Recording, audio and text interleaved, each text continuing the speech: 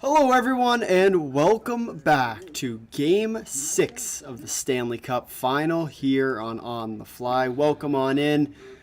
If you are new here, be sure to hit the like, hit the subscribe button, say hi in the chat, and make sure to vote in our poll who you think is going to win tonight's game. We got ourselves a good one. Remember back to last game with the Oilers pushing this series to 6 games. Tonight is going to be a good one. Welcome on in, everybody, and let me know who you are cheering for tonight. We got ourselves a Game 6 with potential to go to 7. Always a good one. Edmonton's going to come out flying as always. You got the nation behind you. We can talk the same talking points we have all week long. It's going to be good. Florida, battling. You can't go down. Back to Florida, down 7 games. You're up 3-0. Can't blow a 3-0 series lead. But maybe tonight you can. Time will tell, folks. We got ourselves a good one tonight. Oh. We do have a Game 6. It's crazy we've got to this point. We think back to the start of this series. It seemed all but over. Florida just seemed like the better team, but Edmonton slowly chipping away through Game 5. Finally found their Game 4. Finally found their offense. Game 5. Just a decent, solid performance through and through. Tonight, I think it'll come down to who's going to be the key player that's really going to take it to the next level, and really could be anybody. If I had to take my bets, we were pretty accurate the last time. I think one guy you're looking at tonight is a guy like Leon Draisaitl. What's he going to do? He's been not to the level of Leon Draisaitl of what he should be. The other guy for me, for Florida, is Sam Bennett. We'll see what he's up to. He's always seems to be in and around the action, especially in these tight checking games. I think tonight is going to be a telltale sign, especially early, to see which team's going to really take the grapple in this one, as we are about 10 minutes away from puck drop here in Edmonton. Rogers Arena tonight is our location, but it's going to be a good series. It's going to be a good game. It's going to come right down to the wires. They show the Oilers Square or Maple Leaf Square, however you want to call this Rogers Festival at the final. I'm not really sure what they're calling this thing now. But welcome on in, everybody. If you are new here, say hi in the chat. If you're very common here as well, be sure to say hi in the chat. We got ourselves a heck of a game tonight. As they got some sort of concert going on before the game. But when we look at these two teams, right, the storyline of how they've got to this point, I think no better way to look at it than the classic, right? We look at our playoff bracket. We think back to how Florida's got here. Florida knocking off Tampa, the big, bad Tampa Bay Lightning, in real convincing fashion. Then you move on to the Boston Bruins, who came off a tough series win against the Toronto Maple Leafs after blowing another 3-1 series lead. Florida takes this one in 6 games. And then, of course, the tough matchup, the New York Rangers, the highly touted Stanley Cup favorite New York Rangers. Looking at it, Florida was not favored in the slightest, but nonetheless, you can see them here in the Stanley Cup Final, up 3-2 in the series, with a chance to close it out tonight in Edmonton. And now we'll take a look at, of course, the Edmonton Oilers and how they've got to this point. You look at it, big bad Edmonton Oilers start off with the LA Kings. There were a couple games there that were a lot closer than I think a lot of people would have thought. But nonetheless, they got the job done, winning in 5 games. And then they moved on to the Vancouver Canucks, the battle for Canada, the last 2 remaining Canadian teams at that point. Sure enough, Edmonton pulled through. A lot of help thanks to the lack of goaltending from Vancouver. You think back to that game, that was a tough one, right? Every single time if Edmonton got any momentum, Vancouver was quick to fight back. And 4-3, 7 games was your final of this one. Of course, then you had the Dallas series, Edmonton and Dallas, and this was one that I think surprised quite a few people, including myself. I thought Dallas was going to go pretty far in this one. I thought they had it pretty convincingly. In my opinion, it was going to be about 5 games. And at the end of the day, Edmonton came to play in each and every single one of those games. You looked at your key players, and they came to play. And that was the key for Edmonton's success, was their star players came to play. And for Dallas, just their whole depth core just couldn't quite find the back of the net. So with all that being said, that's where we are now. 4-2. series victory for the Edmonton Oilers, leading us to the Stanley Cup Finals. First 3 games went to Florida.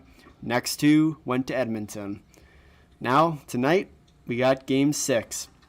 Who is going to take it and who is going to win it? We got ourselves a heck of a game here, folks. It's going to be a great game tonight. Be sure to stay tuned. As always, we will have live commentary and we'll have a lot of hockey talk, so make sure you're not going anywhere. It's going to be a good night and it's going to be a lot of fun. As I have once again lost my chat, which is the whole fun of this, right? Is when the chat decides to go down out of nowhere. But nonetheless, welcome on in, everybody, and stay tuned because tonight is going to be a lot of fun. As we very hopefully, I'm back in my Edmonton-ish gear. You know, we're cheering on our buds from Canada tonight. We'll see if they're able to really pull it out and take control of this one, especially early. I think when you look at it, you can't let Florida into this game. We've seen it time and time again with them. It just comes down to if Florida can find their way through, and we'll see tonight. I think look to that first 15 minutes to see which Edmonton team shows up, and that's really going to determine what goes on in this one, in my opinion. And this is Rogers Place in the heart of downtown Edmonton. As we are moments away here from puck drop at Rogers Arena in Edmonton. Oilers fans are electric as always. Nothing too surprising there, you know. That's kind of what they're known for, is to really bring it, especially on these big games. We'll see tonight if their team can bring it, forcing a Game 6. Lots of storylines heading into this one. Because I think one of the big questions I think a lot of people can ask is, you know, if the Oilers don't win this one, I think a lot of people thought it'd get to this point, you know, 6 games, 7 games. I had Edmonton 7 in our preview, you know. I thought they were going to come out a little hotter, you know, but to be honest, right, any one of those first 3 games could have went either way. But at the end of the day, the trick was, you know, the team that came to play took it. And Florida, credit to them, had Bobrovsky in net, right, which is a part of their team. That's not luck. It's not anything that the other team doesn't. You know, Skinner could have got traded for Bobrovsky at some point. But nonetheless here, we have ourselves a Game 6 for the Stanley Cup Final tonight. Will Edmonton pull it through? As I think Lomberg had some sort of equipment malfunction maybe as he's heading out to the rink now. Of course, everyone is out there. It's going to be a good one tonight, folks. Stay tuned as the Edmonton Oilers look to push for a Game 6, or Game 7 rather, and winning Game 6 while the Florida Panthers look to close it out here on the road.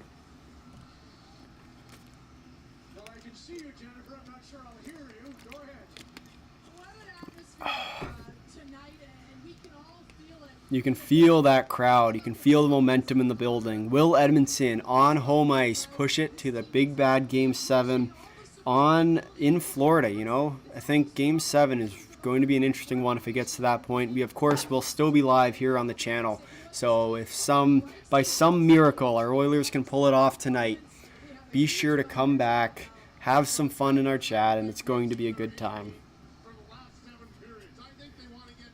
But nonetheless here, it's going to be a good game. You know, these two teams are very competitive, and I think at the end of the day, it's going to come down to one lucky bounce, one skilled player. I had Draisaitl and Bennett. If you are new, and if you came in the last couple minutes, we have Bennett and we have Draisaitl going tonight.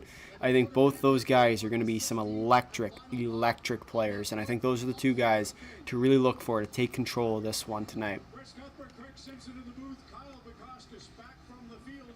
3-2 series lead, and here come the Florida Panthers onto the ice tonight. We'll see what kind of ovation they come to. I'd assume it'd be a lot of boos, but nonetheless, we'll see which team takes the ice first here. As here comes the Oilers. And we'll see if our friend in the crowd decides to stand up and enjoy tonight. And here comes your 2024 Edmonton Oilers. Oh, tonight is going to be an interesting game. I think this will be the first real test for the Oilers. You know, the last 2 games they've had their advantage, but they've kept it. I think tonight's the night that we really see Florida come out hot and try and finish this one, because it's going to be a real winner go home game tonight, in my opinion. You know, if you're gonna head back to Florida for Game 7, all the momentum's against you. It's real tough to pull that one off. We will see how it goes, but nonetheless, it's gonna be good. So we are moments away from puck drop. Both teams have taken the ice. As we're once again highlighting number 97, Connor McDavid. We'll see what he's up to tonight, if he's finally going to find his way through and really make an impact. You know, he's been good the last couple games, as he needed to be, especially on a elimination round game. You got to come play your best, and sure enough, McDavid was there every step of the way. Tonight, you look for the exact same. You look for other guys to step up. Look at a guy like Corey Perry. What's he going to do tonight? Is he going to get in a fight, change the series? One big hit, what might it be? You know, you got to play your game through and through if you want any shot at winning. Once again, though, remember, keep a very close eye tonight on two players, Draisaitl and Bennett. Those are my two players to watch. I think when you look at it, those are the guys that you really have to pay attention to, because they will take it to the next level, especially in the finals. You know, they're just two guys that know how to play when the time's right, and I think tonight's that kind of night.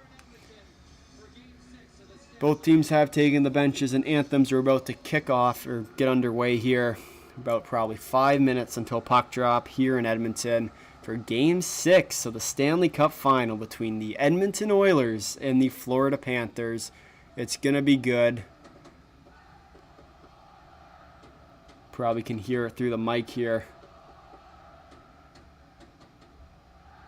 Rogers Arena is electric, exactly like you like to see it. And where's our friend in the crowd? Where's our friend, the anthem singer? Am I the only one that's getting bothered by the fact that they're like a half second off? They're going early. Oh, that's not good. If that's any telltale sign of the game tonight, it's going to be bad. They're like full half beat up. Oh boy. Well, nonetheless here, we got ourselves a game tonight. Curious to see who's going to win. Make sure to leave your thoughts down below in the chat. Let me know who you're cheering for. Let me know who you think is going to win. Right now, 60% of you guys think Florida is going to win and 40% say Edmonton. So let me know down in the chat who you think is going to win Game 6. And if you get really fancy, let me know down in the comments who you think is going to win the Stanley Cup. And if you want to get even fancier, let me know in how many games, because it really could be any of them, to be completely honest with you. It's been one of those series where both teams, if they come to play, it's going to be a good game, and I think tonight is going to be a real good game.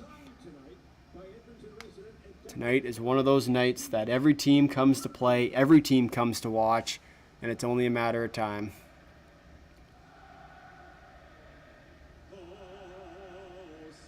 Oh boy.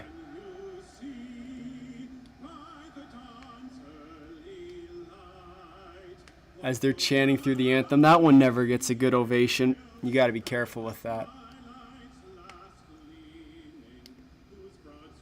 Yep. The anthems are now underway here in Edmonton. I never know whether to talk or not, so I'm just going to be quiet for the next 3 minutes.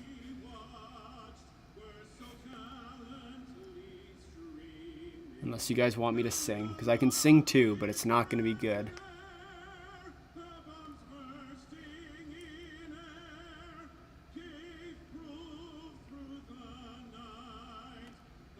Flag was still there. Oh, say does that star-spangled banner yet wave o'er the land, the home of the brave. All right, one more anthem to go, and then we're underway here in Edmonton. Canada, our home and native. Let the crowd take it. Is he not going to let the crowd take it tonight? Here we go. There you go. That's how you do it right there.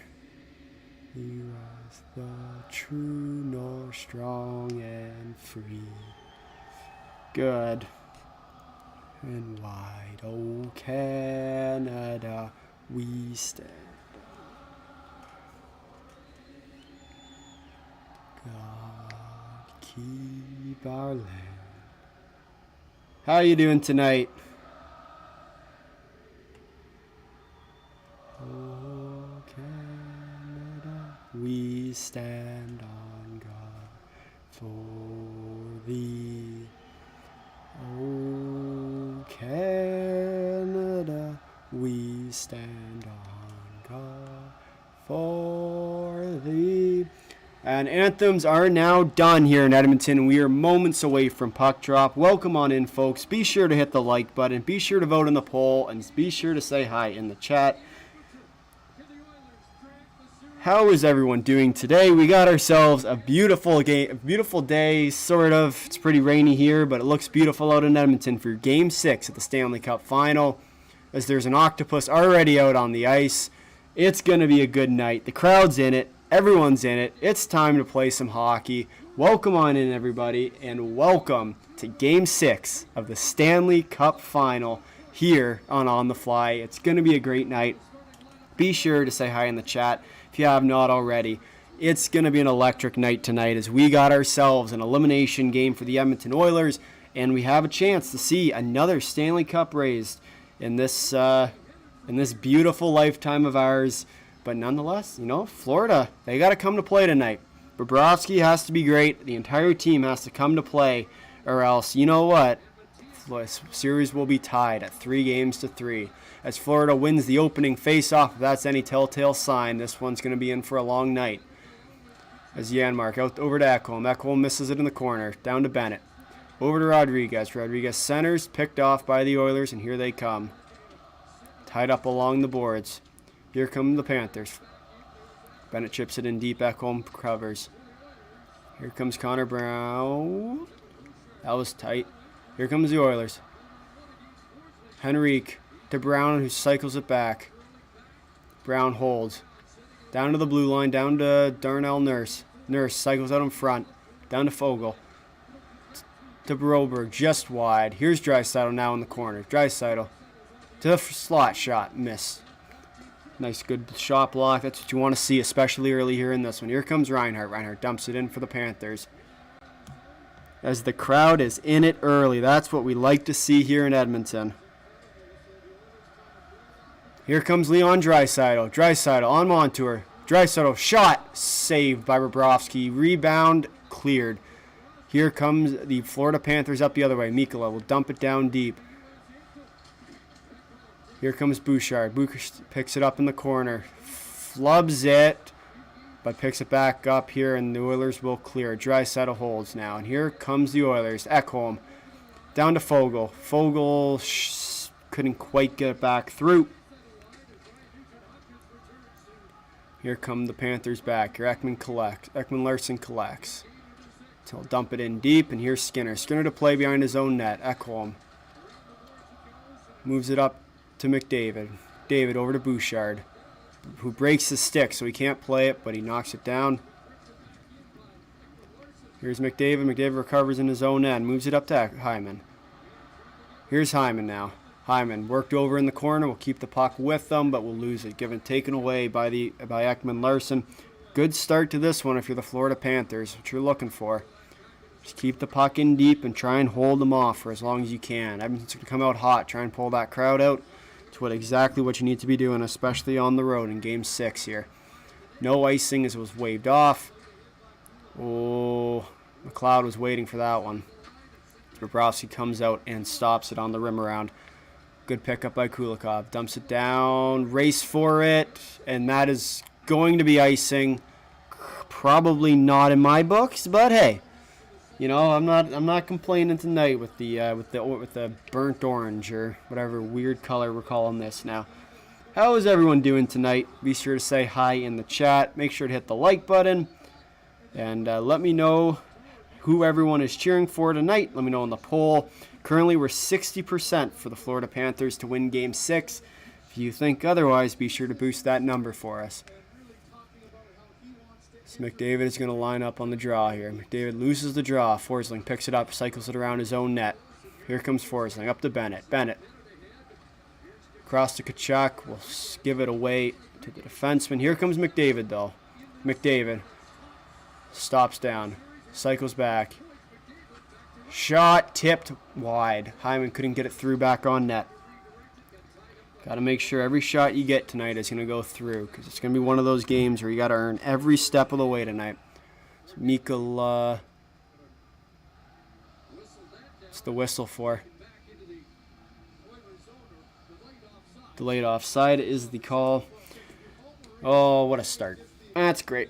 All right. Well, the Oilers have had their looks. You know, both teams have probably gone according to plan. There's no goals up on the board yet, so exactly how you want to play for Florida.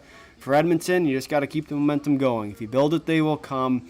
You know, the classic, very classic actually, field the dreams quote, but it is true. You know, if you keep it coming, eventually it's bound to go in. His face-off won by the Oilers. Back to Darnell Nurse. Over to Broberg.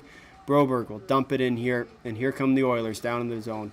Bobrovsky, Russian goalie, gives the puck to his defender, moves it up to Lomberg. Lomberg gives it away in his own end. Broberg now dumps it back in, down to Bobrovsky. Bobrovsky, once again with the Russian goalie problem. You got to be careful with that. So he'll get moved up here. Down to Cousins. Cousin dumps it in deep to Stenlund. Stenlund picks it up behind the ozone net. Couldn't quite get it back down. But here's Kulikov now for the Panthers. Panthers dump it in deep. Here's Ekman-Larsson. Oh, and a boarding call. Oh, and that's going to be a penalty. Oh, no. Wow. I strongly disagree with that call. Not good. Here we go. 16 minutes to play left in the first period. So we have a pretty good start to this one. Both teams are looking real solid. I don't think any team has really had an edge to this point. You know, they've had good looks both ways. Barkov gets tied up in the corner now in the offensive zone. So Edmonton will dump it around here, race to the boards to the corner, but Mikkola is going to keep that puck in. Brown couldn't quite get it out. As the Oilers are getting pegged in their own end here. Over to Mikkola.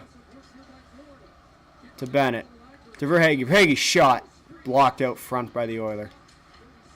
Cody Ceci with the block on that one to keep the puck out. That's what you need to do if you're Edmonton. Don't give them any momentum, because it's going to bite you eventually.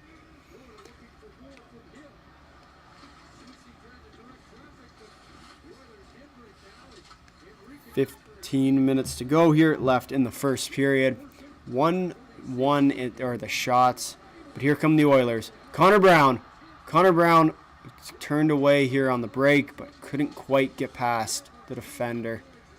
Moves it around. Back down to the corner wall. Here's Janmark. Janmark shot. Saved by Bobrovsky. Good start to this game here. 14:43 left to go in the first period. This has been a good start for both teams here. You know, they've come to play tonight, and you can see it. Edmonton's feeding off their home crowd, and Florida's doing whatever they can just to stay alive. The one thing I will say is, I don't know if you guys agree with this, but Bobrovsky, he's looked shaky early here. He's got to kind of pick his game up a little bit if they want any shot at staying alive here. You know, it's one of those nights, I think, where you got to be real careful.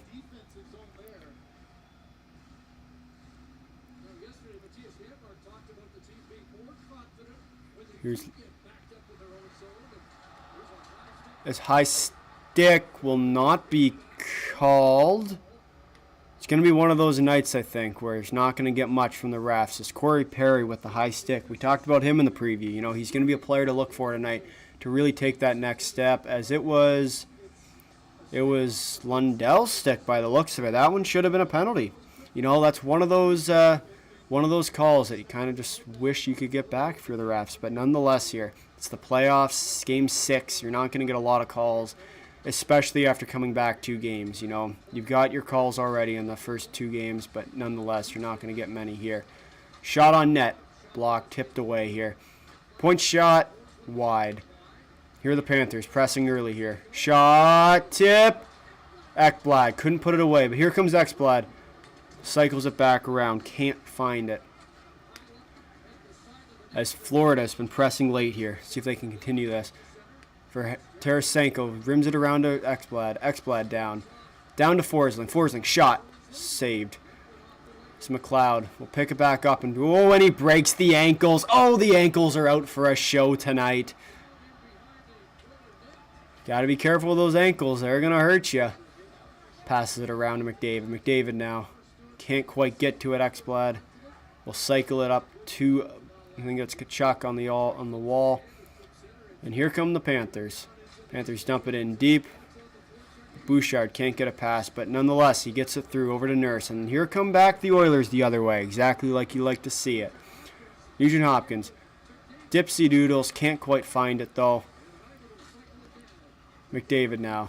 McDavid to Bouchard, tip, save by Bobrovsky. Bobrovsky's looked good so far. Bouchard from the point, waits, shoots, saves. Oh, and great save by Bobrovsky there to keep this game tied at 0.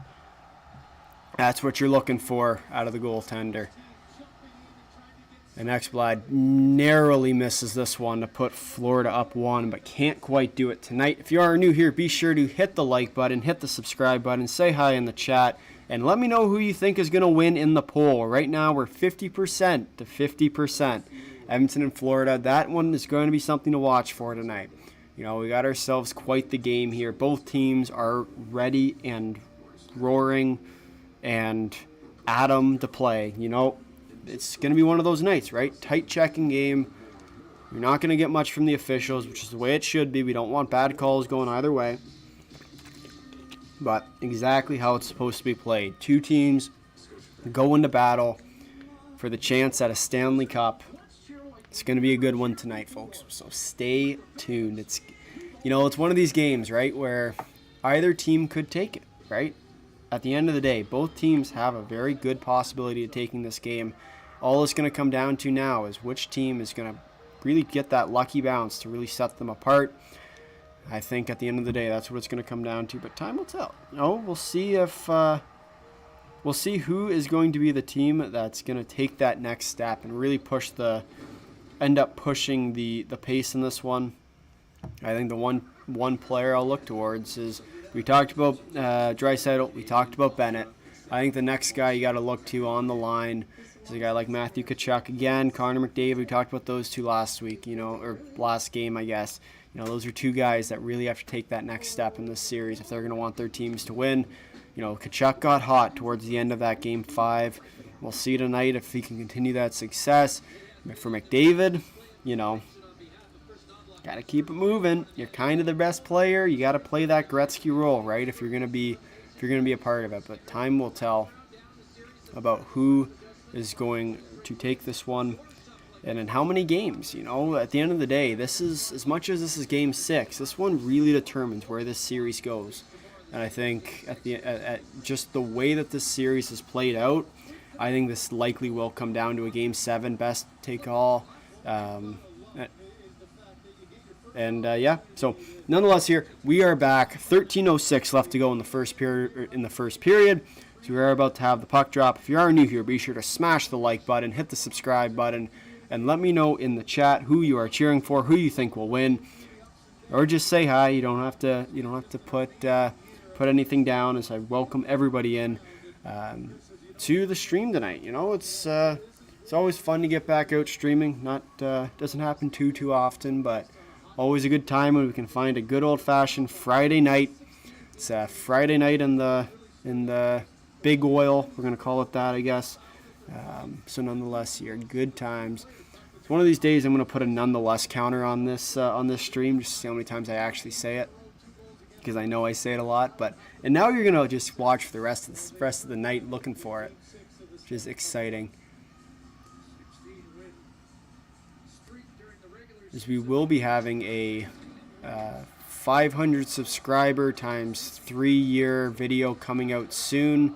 I think that's in the next 2 or 3 days, kind of reacting to the old videos, so stay tuned for that one. It's going to be good as the Oilers win the face-off, lose the face-off, and then move it back down. Florida will dump it in here with 13 minutes to play. For Hagee down now. Here come the Oilers with the break. Draisaitl, pass, shot, scores! Warren Foegele, 1-0 Oilers. We got ourselves a game. Beautiful play by Leon Draisaitl. Waits, holds, waits for the diving player to go by. Saucer passes it over to Warren Foegele for the 1-0 lead. There is life in Edmonton. Let's go. Let's go. Let's go. 1-0 Edmonton here. What a goal. What a game. Here we go. It's only going to get better from here. We'll see if the floodgates open. Draisaitl with the beautiful saucer pass over to Foegele with the finish. Left shot. Beautiful tip over the blocker. That's what we like to see from the big bad Edmonton Oilers, especially early in this one. Let's go! 12:33 left to go in the first as Florida will win this one back. Mikkola now dumps it down the half wall. Here comes Ekholm now. Ekholm cycles it around, but kept in by Tarasenko. Look for Florida to push here. We've seen it. Shot, tipped, saved by Skinners. Dumps it back out now. Here's Hyman. There's a panel, no penalty, diving player instead. Is Bouchard. No icing on this one. Passes back to Ekholm. Ekholm cycles it around. Over to McDavid. McDavid will wheel it up. He's going to start the crank. Here comes McDavid. Cycles it through the zone. Dumps it in. Keeps it in. McDavid. Shot. It's just wide. Beautiful play there. Dumps it in. Kept in by the defender, but right onto the stick of Connor McDavid. As that one's going to go for icing, but the other ones aren't. Good start to this one. We talked about it off the onset. Draisaitl's the player to watch tonight for the Edmonton Oilers, and tonight he showed why. And a beautiful play by Warren Foegele. Trips up Ekblad, then picks his skates right back up to have the beautiful opportunity. Great weight from a guy like Draisaitl. And that's how you have it. 1-0 is your score here in Edmonton, as Florida will win yet another draw. Oh, that's a big hit. No one's going to like that one. Connor Brown gets knocked over after the whistle goes. That's the one that you never like to see. If you are new here, be sure to vote on the poll who you think's going to win. 53% Edmonton, 47% Florida tonight. That was a rough hit to take. I think that was Sam Bennett too. We talked about him. You know, he's a player, really has to get it going if you're the Florida Panthers. Get in Edmonton's head. Throw guys like Draisaitl and McDavid off their game and see what you can do. Cause havoc, because that's what you're good at. Someone's getting a penalty. Yeah, that's a tough call to take. From the sounds of it, there's a lot of booing, so I'm just going to go on a limb here and say that Edmonton's getting the penalty. I'm just listening to the crowd because they don't like to tell people on the broadcast. But Janmark is going to the box, so Florida will head to their first power play of the game. 2-minute penalty for slashing. You got to be careful with that. You don't want to let this team come back into this game, especially a team like Florida, who's time after time, you know, we've seen them. They're just, you can't let them get back in, because as soon as you do that, it's all over. It's like a tumbling muffin or a snowball or whatever you want to call it. They pick up speed as they go down the hill. Ekman-Larsson wins the draw back to Larsson. From the point, Larsson down to Verhaeghe. Verhaeghe cycles. Beautiful check by Hyman as the Oilers will dump it down here. It's exactly what you want to see. 20 seconds down in this power play. So Ekman-Larsson will push it up to Verhaeghe. Verhaeghe drops it back to Barkov. Barkov skates it up now. Barkov dumps it down. Barkov. Back down to Verhaeghe. Verhaeghe. Ekman-Larsson. Verhaeghe. Back down to Reinhart. Reinhart behind the net. Waits. Dumps it out in front. No one there. Verhaeghe collects it back up the point. Ekman-Larsson shot from the point. Tipped. Saved. As Ekholm kept in from by her Verhaeghe. Verhaeghe dekes.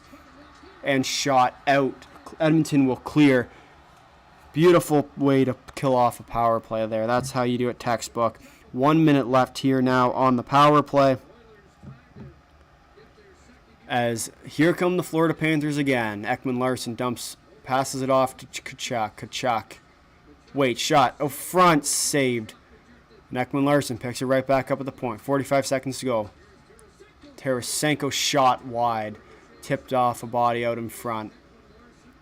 Bennett now. Bennett. Down to Tarasenko. Tarasenko in the corner now. Backs it up to Bennett. Bennett waits.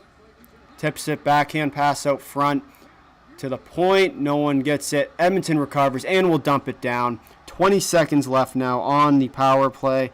Beautifully executed as we have 10 minutes left in the period. 10 minutes down here in Edmonton.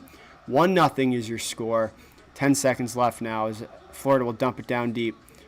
Passes it up. Beautiful play. That might be a trip, but nope. And here comes Ryan McLeod. Short-handed as they will clear off the power play. And we are back to even strength. Edmonton leads this one 1-0. 9:35 left to go in the first. Dumps it down deep as it will go on net for Bobrovsky. Bobrovsky will steer it away over to Mikkola. Mikkola now cycles it around the boards. Pushes it over to Edmonton's defender on the side there. Bouchard. Back to McDavid. McDavid now winds up. Draisaitl. Wait, shot on net. Saved by Bobrovsky. Tips it right over to McDavid's stick. You got to be careful with that one too. It's McDavid now. Over to Luosterainen. Luosterainen will dump it out of play. So there is 9:02 left to go in the first. What a game thus far for the Edmonton Oilers here. You know, this is a masterclass, just like you like to see it, on home ice, playing their style of hockey. That's how you do it. Beautifully executed, and just an overall great game. So definitely, if you are new here, be sure to stay tuned for the first period, because at the first intermission today, we're going to talk about the crazy trades that happened yesterday, or 2 days ago. Yeah, yesterday. So stay tuned for that. We didn't have a chance to film a trade review, so we're going to do that live here. We'll answer any questions you guys might have. So stay tuned for the first intermission here. It's going to be good. And second intermission, we're going to go on a little bit of tangent about this game, to sort of talk about everything we're supposed to in the first, and of course in the second. If we have time, we'll talk about the trades too, because I think what we're going to talk about is going to take a lot longer than just the 10 minutes that we have during or 12 or 14 minutes during an intermission. But definitely stay tuned, because it's going to be a good intermission today.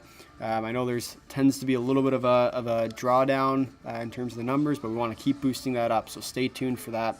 If you are new here, also please do hit the like, hit the subscribe, and let me know who you think is going to win Game 6 in our poll. We have it at 53 to 47% as of right now. Let's see if we're going to get any closer. But nonetheless here, and there it is again. This has been a good game for the Oilers so far. We'll see if they can keep it moving here as we move into the second half of the first period. I think, if they can continue what they've been doing, this game is going to be over real fast for the Florida Panthers, and they got to find their groove here real early before the big bad Edmonton Oilers get their wheels moving, because McDavid's only a matter of time before the powder keg goes off. Let me see it. So they're showing their penalty kill stats right now. 97.7% for the Oilers on the penalty kill, as there's only been one goal against, and that came from the Florida Panthers. So you got to be real careful to let a team like the Florida Panthers get going, especially on the power play. But here we go. 9:02 to go left in the first. Face-off won by the Florida Panthers, as Florida will dump it in deep here. Broberg cycles it around to the point. Can't get it out, but here comes Florida. Janmark passes it down. Florida will cycle it around for Hagee now. Hagee skates it up, dumps it in. And here comes Florida with the pressure. Passes it off. Henrique takes a hit to make a play. Here's Janmark. Broberg's shot whiffs on it. Can't get it through. One-timer from Draisaitl pass there. Henrique here misses the poke check on Reinhart. And here comes Florida. Barkov now. Waits, cycles it around the boards. Up to Ekman-Larsson on the half wall. To Barkov. Barkov misses the pass. And here comes Edmonton back the other way now. As the pop fly pass, held on by Tarasenko with the deke move. And Florida here, once again, they've seemed to be going to a good old-fashioned dump and chase game early in this one. We'll see how long it takes them before they switch tactics into the more carry offense that we've seen them do quite a bit more, especially in this series. Like when they've been most successful, it's been the dump and chase, especially early in this series. But at the end of the day, right, if you're going to be just dump and chase, teams can counter that. So you have to be careful. So you got to sort of vary your looks here, especially if you're Florida. 8-1 in shots for Edmonton here. 7:30 to go. And here comes Edmonton. Cody Ceci skates it up, dumps it in deep here. Down to Aaron Ekblad. Ekblad will shoot it straight up here as it goes into the crowd. Nick Cousins dumps it in deep. Here comes Lomberg. Lomberg slash pushes Bouchard rather. Bouchard cycles it around the boards. And here comes Edmonton. Zach Hyman with the chance. Stops, breaks, and here's Bouchard. Deeks, waits, takes, shoot, misses. Oh, Nugent Hopkins just wide here. And here's Ekholm now. Ekholm dumps it down deep. McDavid wheels it up. Pivots around, skates around the zone. Shot from the point, blocked. He's got to stop doing that. Use your wheels, get in deep, and make the pass. Good hit from Bouchard after the play. Knocks down Lomberg. 6:30 to go here left in the first period. 9-1 are your shots as Ekholm collects behind his own net. Shot down and will be called for icing against the Edmonton Oilers here. Looked like it was a lot closer, but nonetheless, it was not. Zach Hyman waits for Bouchard. We've seen that play probably 5 or 6 times now. You can see sort of the breakdown in the Florida defense. You know, that what they like to do is they like to sort of pinch up top, and then as soon as they pinch up top, Bouchard with the fake slap can go around them. That's what you're looking for out of the Edmonton offense here to really take it to the next notch, because it is working. If you keep it moving, eventually it'll go in. It's Perry now. Perry dumps it down deep. Here comes Edmonton. Ryan out front to McLeod. McLeod cycles it back to the D. Broberg shot on net. No tip in front. Darnell Nurse with the shot. Hits off the side post. Here's Ryan now. Perry just tried the reverse angle shot. No luck there. Oh, and Perry misses the dump pass. Would have been a 2-on-1 with Perry and McLeod coming down. No luck, though.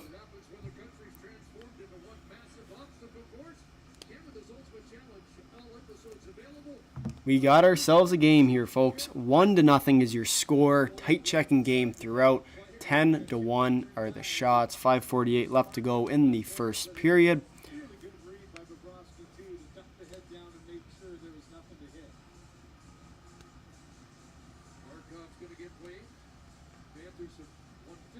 Here's Henrique.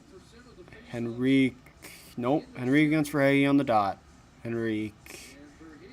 Wow, they are liking to take their time in this face-off dot. Henrique now loses the draw. Verhaeghe picks it up. Over to Reinhart. Reinhart now and passes it, knocked down by the Oiler defenseman. And here comes Edmonton now. Cycles it back behind their net. Broberg pinches down from Kulikov. Barkov keeps it in, but Henrique will recover. Edmonton pinned down in their own end here. Ekman Larson over to Verhaeghe. Verhaeghe out front. No shot able. Kulikov on the point. Kulikov over to Ekman Larson. Ekman Larson shot. Saved by Skinner. Ekman Larson picks the puck back out on the Edmonton dump.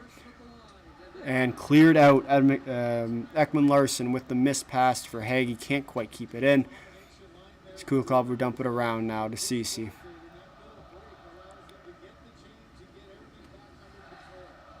Cody Ceci now behind his own net. Here comes Leon Draisaitl, picks it up behind the net and starts wheeling. Here comes Draisaitl. Draisaitl through the zone. Draisaitl cycles it back. Shot on net. Saved. Shot from Holloway there. And here comes Fogle. Fogle. Penalty coming up against Florida as Edmonton will go to their first power play of the game here. Listen to the crowd at Rogers Arena. It is electric. That's what you want to see from that home crowd. Edmonton will head to their first power play of the game. We'll see what they look like here tonight. You know, when you look at an Edmonton power play, it comes down if your star players are going to be stars.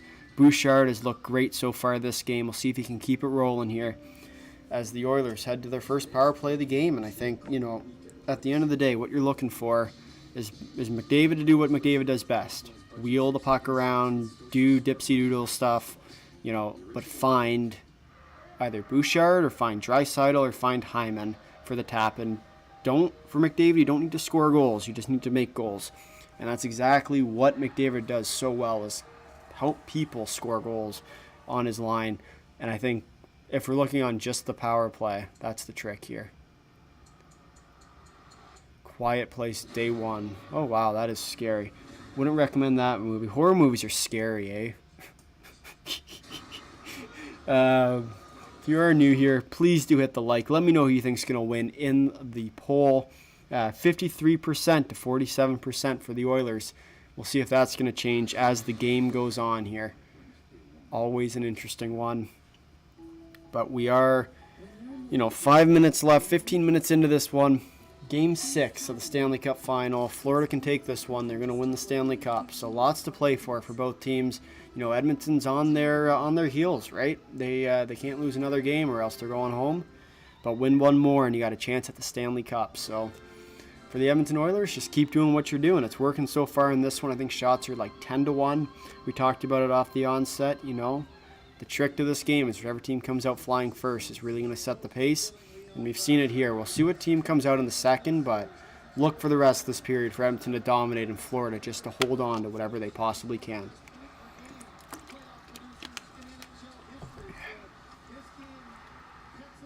Beautiful play by Draisaitl there. Really taking advantage of the empty space. But, Draisaitl's looked good so far in this one. I look for him to continue that. As Luosterainen will get sent to the box for a slash. As we are 4:30 left to go in the first period. As Edmonton will wheel it up. Here comes Connor McDavid. McDavid dipsy doodles to the zone. McDavid pass sets up down in the zone. Over to Nugent Hopkins. Down to Bouchard. Back down to Nugent Hopkins. Nugent Hopkins now. Over to McDavid. McDavid cycles around the half boards. Great pass. Shot out in front to Draisaitl. Draisaitl to McDavid. Passes back to Draisaitl. Draisaitl now in the corner. Down to Bouchard at the top of the line. Here's McDavid. McDavid waits. Down to Hyman. Hyman up to McDavid. McDavid waits along the boards. Here comes Draisaitl now. Down to the corner. Passes it back to McDavid. McDavid over to Draisaitl. Draisaitl waits. Down to McDavid. McDavid down to Bouchard. Bouchard down to Hopkins. McDavid to Bouchard. Bouchard shot from Draisaitl on the side. Saved by Bobrovsky. Oh, that was a lot of plays to call. We have 3:31 to go left with 54 seconds remaining on the power play. That's exactly what you want to see from that Edmonton power play there. Lots of puck movement, lots of good, lots of good quality shots, and that is exactly how the Edmonton power play should look there. Draisaitl has 6 power play goals. I don't know what that figure's from, but fun facts from Sportsnet tonight. As Florida will dump the puck down the ice, Skinner collects behind his own net. 3:20 to go here, 40 seconds left on the power play. As here comes Bouchard. Bouchard drops it back to Draisaitl. And guess who has it? Connor McDavid now. Wheels in the zone. Collects. Sets up. As Bouchard heals it and will clear it out by himself. 11-2 now are the shots. And here come the Oilers yet again. Down to McDavid. McDavid gets the puck poked off him by Barkov. But nonetheless here, they keep it in as the Oilers let it give it away. And the puck will be cleared down. 10 seconds to go left on the Edmonton power play. So we have 6 seconds left here now. 2:43 left to go in the first period. This has been a good-looking power play for Edmonton. We'll see if that momentum carries through, especially with the home crowd. When you get a power play on a home crowd ice, that's exactly what you're looking for. We've seen it time and time again with this team. They can get their gears rolling, especially on home. It's one after another after another. We saw it in that 8-1 victory in Game 4. As soon as one goal goes in, it's just goal after goal after goal, and that's what I'm looking for out of Edmonton here as they move it along. Through the rest of this period especially. They might have lost their power play as it is now expired, but at the same time, we'll see if this momentum will carry over here through the rest of this period. 2:30 to go left in the first period as Edmonton will collect, dump it in, picked off by Ekman Larsson. Ekman Larsson will dump it around, down to Darnell Nurse. Nurse picks it up in his own end. Can't quite get it, but here's Bennett with a little bit of a cheeky hit, like always. Who else but Sam Bennett? Adam Henrique dumps it in deep. Connor Brown follows Ekman Larsson closely. Ekman Larsson tied up with Oilers, keeping it at the blue line now. Dumps it back in. Bobrovsky will pick it up and reset. Ekman Larsson behind his own net will bring it up for the Florida Panthers, and they will dump it down deep. Stuart Skinner now with the puck, passes it around. Can't quite find it though. Tarasenko with the puck, shoots it down to Luostarinen behind the net. Knocked off the puck. Ceci now picks it up behind his own net. Cycles it down to Kulak, knocked off the puck. Here come the Oilers, 2-on-1, but Tarasenko comes back and breaks it up. It's a great defensive play from him. That's what you're looking for out of the Florida Panthers. Good defensive hockey. Keep it down to the rest of this period, as we do have minute 15 left. For the Panthers, just try and kill it out. No late goals is what you're looking for from them. Anything to hold on here as best you can. That's what you're looking for. Minute 11 left to go in the first period here. 1-0 Edmonton. You know, it's been a good period thus far for Edmonton. We'll see if they can continue that as they move into the second period. Of course, they need to finish this one off first, but at the same time, as long as they can keep it rolling, that's all you can really hope for the Oilers. It's tied up on the draw here. Draisaitl now. Dumps it straight up in the air, flips it up. Oh, and here come the Oilers. Down to Fogle. Fogle can't get there. Draisaitl shoots it around to Bouchard. Bouchard to Ekholm. Shot on net. It's wide. Can't quite find the rebound. Bobrovsky looked like he got hit on the play there. Ekholm keeps it in on the blue line, but Barkov will pick it up and clear it out. Down with a minute left to play here in the first period, as the puck will head down for icing. 35.8 seconds to go left in the first period. This has been a great period for the Edmonton Oilers. See if they can capitalize on one last chance here. I haven't seen it yet, but I could probably predict what line's out there with Hyman, Draisaitl, and McDavid. I would be surprised if it wasn't those guys. Really could be anyone, though, I guess. But, you know, when you look at who's going to be out there, McDavid, Hyman, and Nugent Hopkins. I was close. You know, they've ran the same line after every face-off draw, so tried to figure if I could get there, but there's Draisaitl on the bench, not playing. 30 seconds to go. Face-off won by Florida, but cleared out. Can't quite get it out. Nugent Hopkins keeps it in with a jumping glove save. As Barkov will try and get it out. Worked over by Nugent Hopkins, but Barkov keeps the puck. Gives it away, though. And here comes Edmonton. Hyman just out the outstretched pass, but will clear it back up. Pick it up in the offensive end. 10 seconds to go here left in the first period. As McDavid picks up the puck, cycles it down to Bouchard. Bouchard from the point, shot, saved by Bobrovsky. And we will head to the first intermission report here in Edmonton. Game 6 of the Stanley Cup Final. Edmonton will lead 1-0 in this one. What a start to this game. You know, these two teams are so evenly matched. It's not even funny. It'll always come down to which team has the hotter goaltender. So far tonight, Bobrovsky has looked real good, but Edmonton has come out hot, and you can see it. The crowd is helping them along. We'll see here tonight whether or not that crowd is going to really push Edmonton over the edge in this one. I think they definitely have a pretty good shot of taking this one to the next level. But, of course, time will tell whether or not the Oilers can hold on for dear life, as they so often do. It will be interesting to watch here.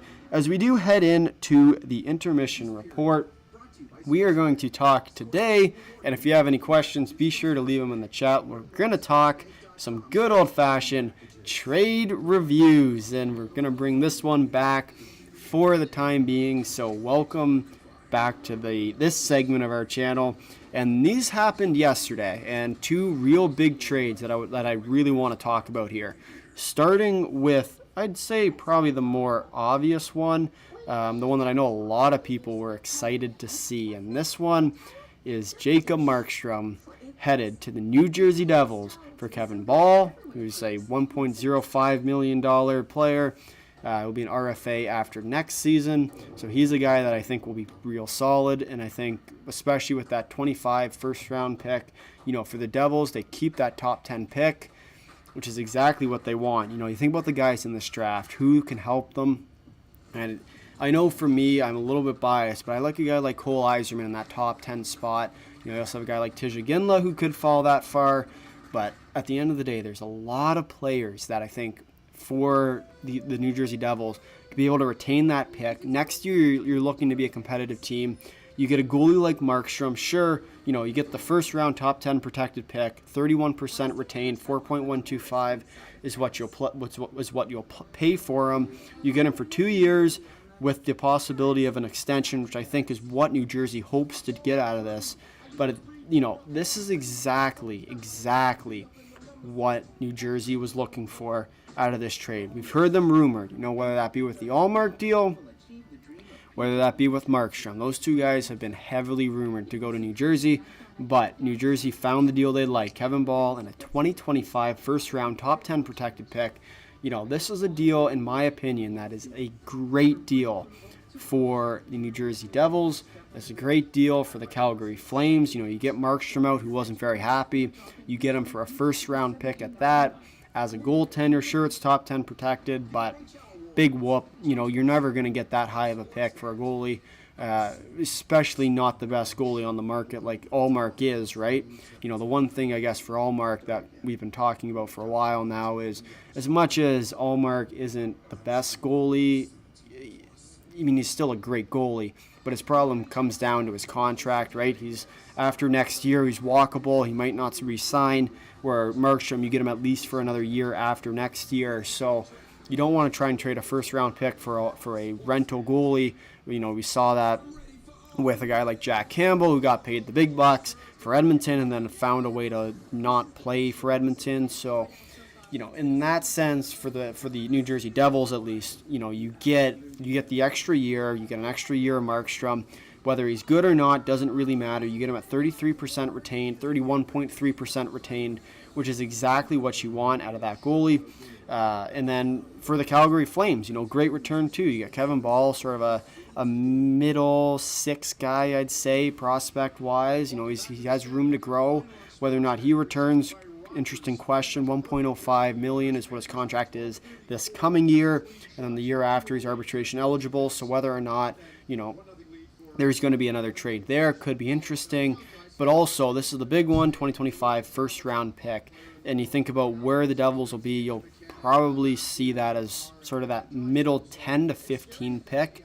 I don't know if they'll make the playoffs. If they do, great. They'll probably be a 16, 17, 18 first-round exit.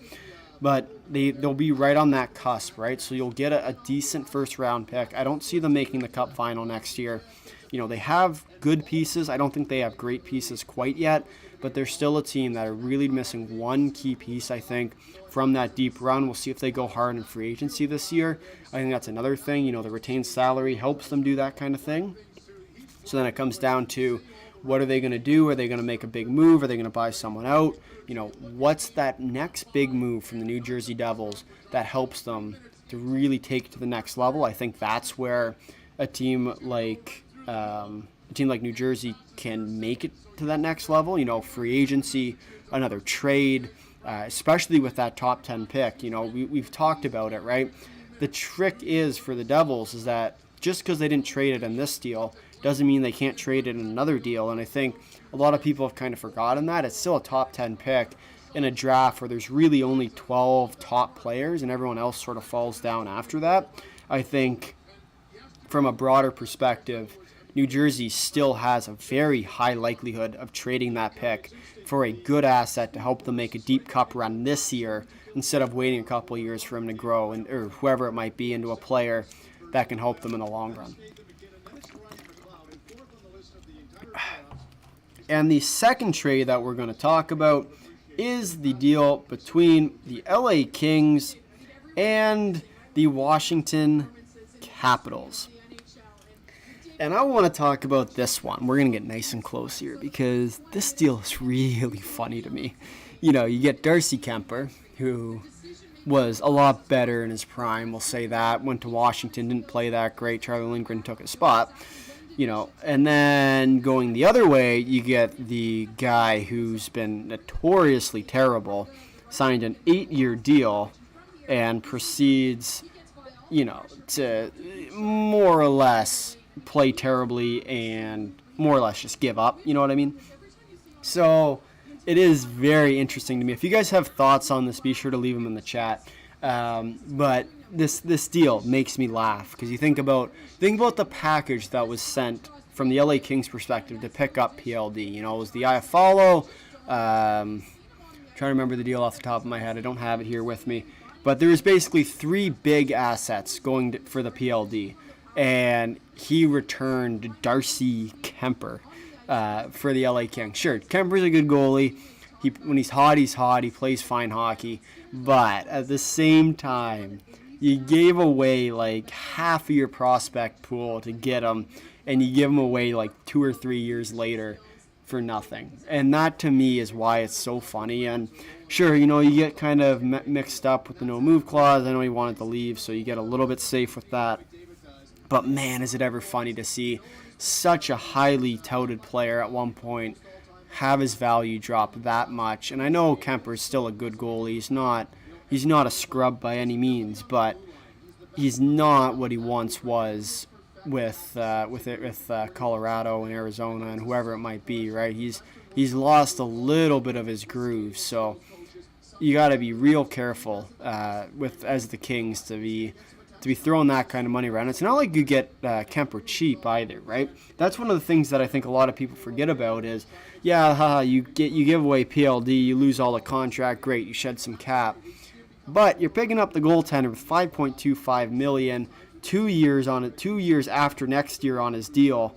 That's a tough one to give up if you're gonna call it a cap dump, because these two guys are, as much as they're not the best players in the world, they're still good players with high contracts. And I think that's what a lot of people are forgetting about, is that as much as one big contract is heading out, another big contract is heading right back in. So as much as one hurts the other, I think at the end of the day, it comes down to Darcy Kemper versus PLD. And it makes me laugh to see how little PLD went for this year comparatively to what he had before. But that's just me laughing. I think it's funny.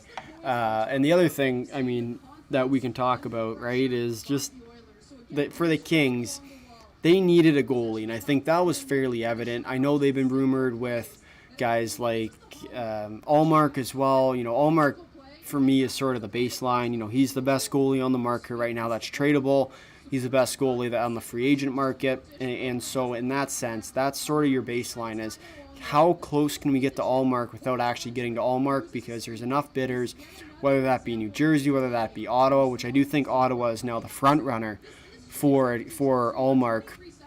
It just comes down to who's willing to make that next big step and really sort of put themselves out there to pick up a high-quality player like Allmark, high-quality goalie. And we've seen it, especially in this playoffs. You think about the Florida Panthers, and I know a lot of teams are drawing comparables to the Florida Panthers, but the truth is the Florida Panthers wouldn't be here without Sergei Bobrovsky and their goaltending.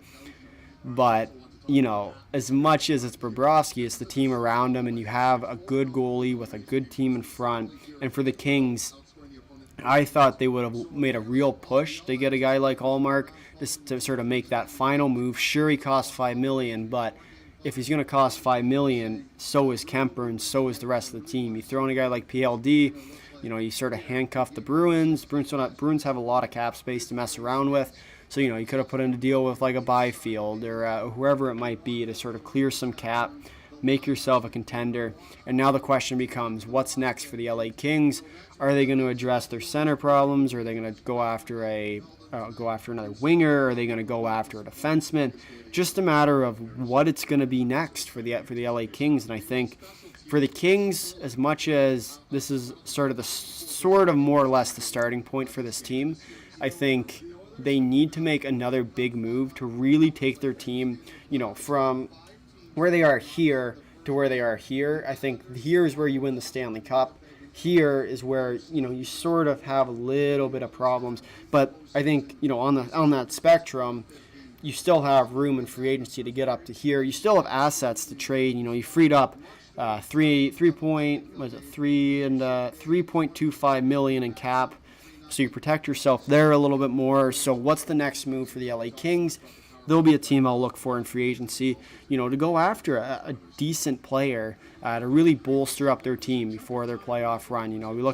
We think back to the playoffs this year where they played Edmonton, and they just looked sort of one key piece, one key goaltender moment away from, and Talbot played great. All credit to him. He was good, but I do think that he could have been better, and unfortunately, it's just, Talbot played to the best Talbot could play, right? But you need more than just a goaltender to win you it, as we've seen from the Florida Panthers. Bobrovsky has played great, but it's the team in front of him that have really led this team to success. Because your goalie can play great in a game. He can steal you a game, but he can't steal you a Stanley Cup. And I think that's starting to catch up with the Florida Panthers now, because we think that throughout this entire series, and Edmonton has outplayed Florida in terms of forward, defense, forwards and defense. But as soon as you got into the problem with the defense, once the goaltender sort of fizzled through and Bobrovsky wasn't as hot as he once was, that's when the problem is. That's when your 8-1 starts. That's when your 5-3 starts, and that's where your 1-0 starts in this one. 11-1 are the shots because Florida is getting outplayed badly in Game 6. We'll see, of course, we've seen the Florida Panthers where they have rough moments and then they sort of bounce it back up. So we'll see in this period whether it's one of those, and I think it will be, because we've seen Paul Maurice really get to his team and understand how to really get his team going, especially after a rough period like this one was. So I will be curious whether or not there's any sort of retribution now. I think there is a potential for, the Oilers to come back in this one, but of course time will tell there. I think we are just about back at game time here, so we'll flip it back to our scoreboard screen. We will once again fix this up back to the right period with the right amount of time. But, this has been one of those games, right? Both teams are playing excellent hockey, and it really is going to come down to who can make that big push at the right time. And I think, these are two very solid teams, and Draisaitl's look great tonight for the Oilers.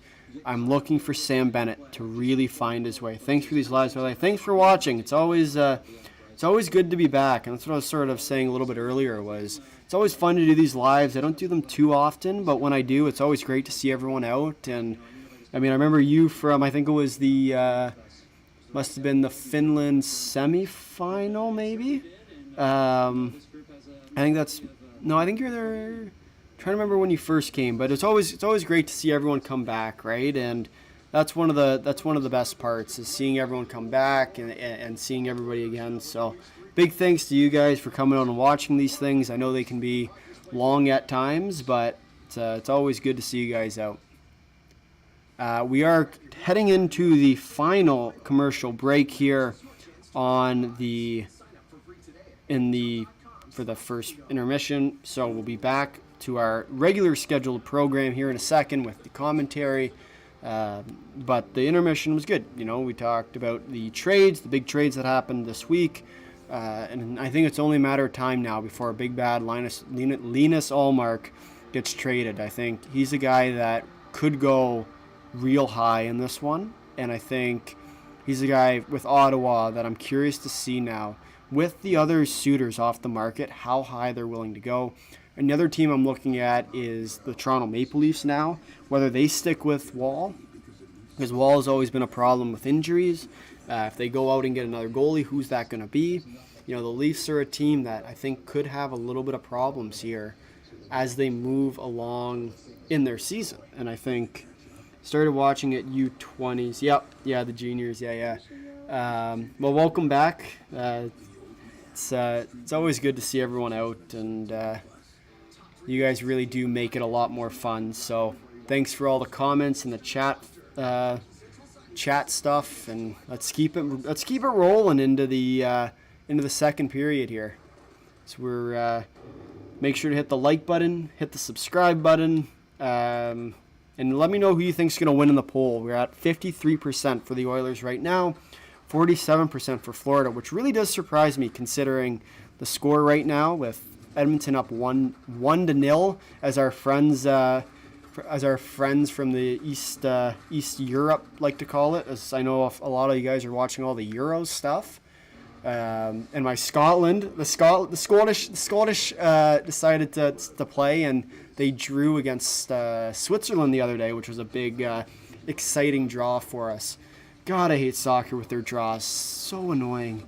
I'm so glad hockey doesn't have ties, and watch me eat those words as next year they reintroduce ties or something like that. But it's always fun to watch the nation stuff as they go up against each other. And Canada, in their soccer conquest, lost to Argentina 2-0.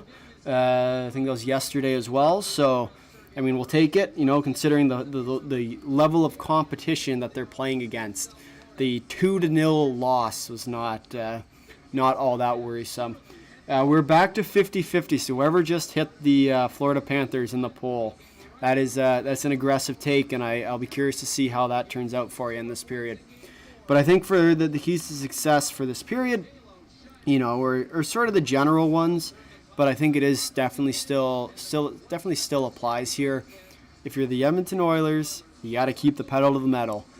If you're the Florida Panthers, you got to right this ship. You're here right now. You got to go the other way and come back this way. You got to play the right game, and I think you're going to see a different Florida Panthers team in this one. They've shown that as the game goes on, doesn't matter if they start well or start poorly, this is a team to pay attention to. As we are back underway here in Rogers Arena in Edmonton, as the Florida Panthers win the draw, dump it down, and clear it out to the neutral zone. And here comes Janmark. Charles, how you doing tonight? Who's that? Janmark will chase with Forsling down. Forsling dumps the puck into Bennett. We talked about him in the preview. See if he's able to really pick his game up here. It's Bennett. Dumps it around to Connor Brown. Connor Brown now dumps it back down the boards to Ekholm. Ekholm will rim it around the boards to a 2-on-1. Janmark. Shot. Scores. What a goal. 2-1. Adam Henrique with the goal. What a goal. What a move. As the Edmonton Oilers lead Game 6 2-0. And wow. We talked about it. Were they going to keep it going, or were they going to right the ship? To my friend that voted for the Florida Panthers, that was an aggressive take. Wow, what a goal. Beautiful play. Rims it around the boards for Ekholm. Janmark with the saucer pass to Henrique. Henrique beats Sergei Bobrovsky, sliding across blocker's side with the goal. Beautiful. Just beautiful. Oh, we have a 2-0 lead, and it's looking... You know what? I'm going to do it. I'm going to say it. You know what? I'm going to say it. Edmonton is looking like they're about to go to...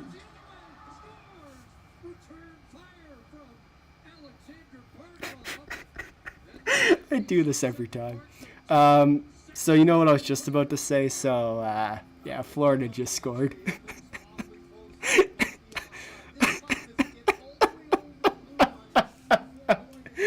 Oh, no. Oh, wait, it might be offside. Is it offside? Oh, I really hope it's offside, or else this one's going to go real good in our recap video. It's 2-1 now, unless this goal gets called back. The goal is under review. So, sorry, I do apologize. I was making myself laugh because I was just about to say that it's looking like this game's going to go to Game 7. They're challenging. They are challenging for offs. Wait, are they? They're challenging. This goal is being challenged for goaltender interference. We will see here if the Edmonton Oilers, Knobloch's coaches challenge is 4 for 6. We will see if the Edmonton Oilers are going to stay. Am I a hockey player? Used to be. I was league bound until I messed my knee up, and no, I'm not. I've never been good. Yeah, no, I'm not. Unfortunately, not a good hockey player, at least. That's crazy. I can't believe that happened. Is this gonna be offside? It's looking. Ooh, that's gonna be real tight. That might be too close to overturn. You have a lot of jerseys. Yeah, well, it's a collection that we've been growing for some time now. So we'll see if this goal is gonna get called back. We will see. Let's see here. This one is gonna. I think this one has a pretty big impact on this game. Remember, if this call gets confirmed, doesn't get overturned, then it's going to be a power play for Florida, and this is where it gets bad. You got to be careful with these coaches' challenges. And they're going to get this one right. They're going to take the amount of time that they need to. This call is currently under review, just for the record, so everyone knows. 19:04 left to go in the second period, and it's going to be. I am very interested to see, because this one is real tight, right? And when it's close to call, it's interesting. I don't think that they've got a good angle yet. They're still trying to figure it out. That puck isn't over. That's a tight call. That's a tight call to make. I think by the looks of it, it's going to remain a goal. And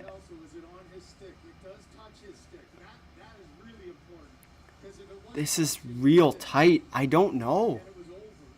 This one. I think this one is one of those goals that are challenged that are too close to overturn. So I'm just gonna scroll down here.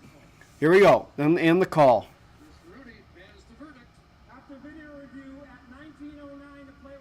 Oh, they are calling it offside. Wow. Wow, they're calling it offside. Wow. So that goal is going to come back. My jinx is no longer a jinx. Oh, and Charles, thank you for subscribing, my friend. It just popped up. Look at that. Awesome. Love when these things actually do work.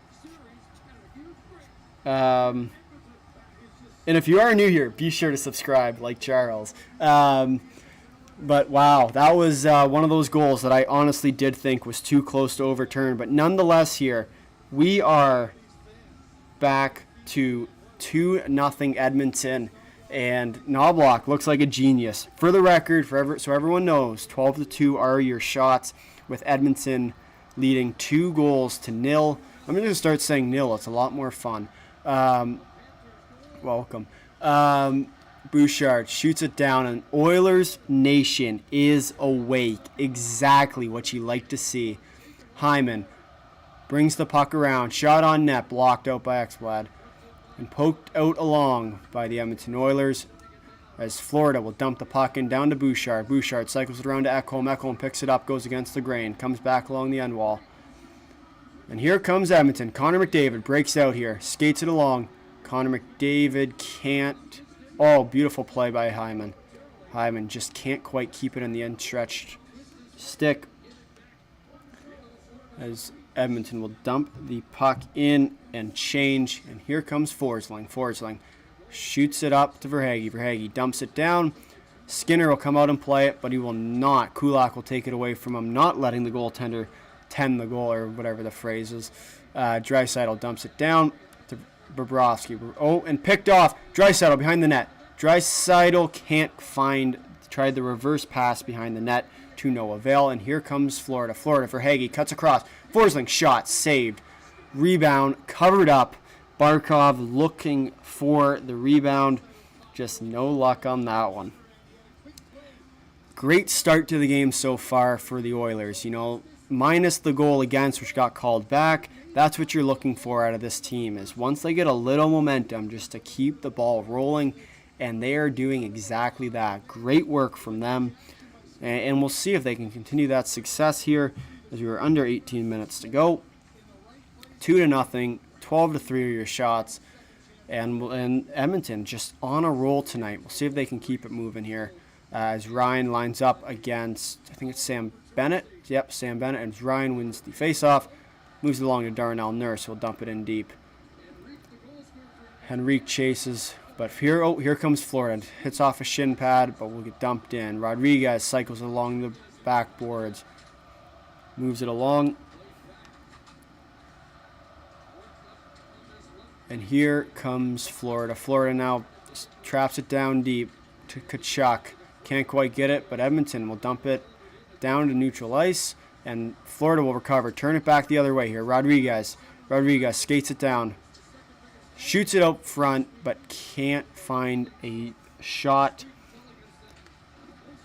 Oh, just misses nearly a hit on the hip check there.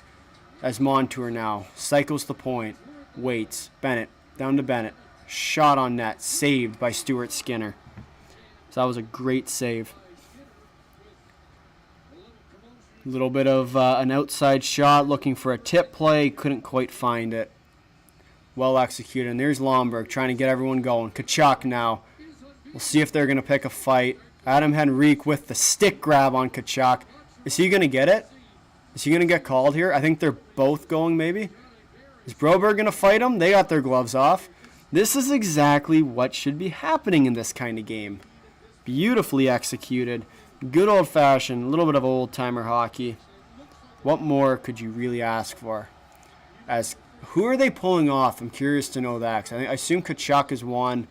Lomberg seems like he was trying to pick a fight, so probably him too.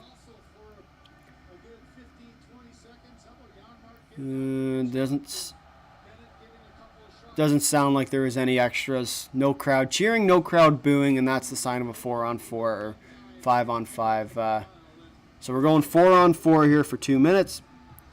I assume they're playing 4-on-4, which it looks like they are,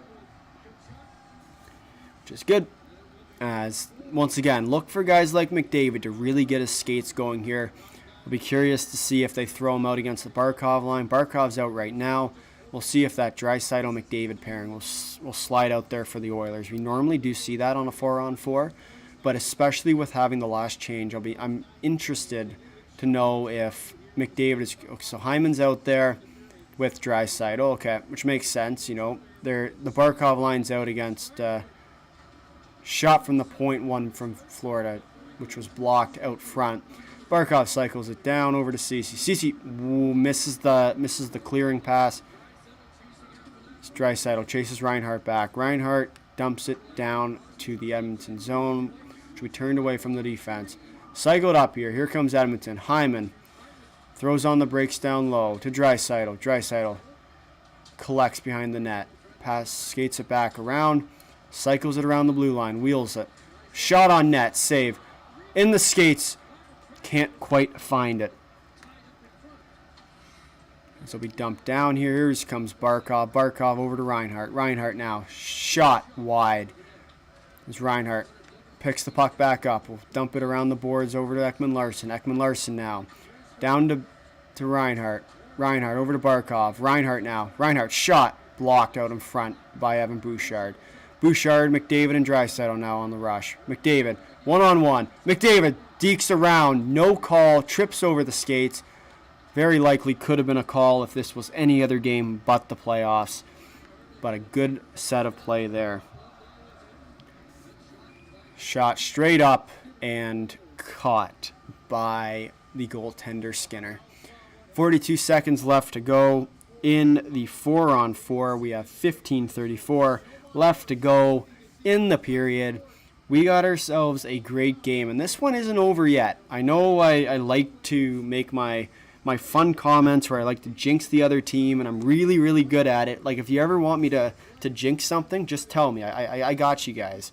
But, you know, you gotta be careful with these jinxes and use them at the right time. I did the same thing in the last game. You know, I said, oh, no way they blow a 4-1 lead, and, well, sure enough, right? They did. But nonetheless, we'll see here. As for Hagee, cycles it around.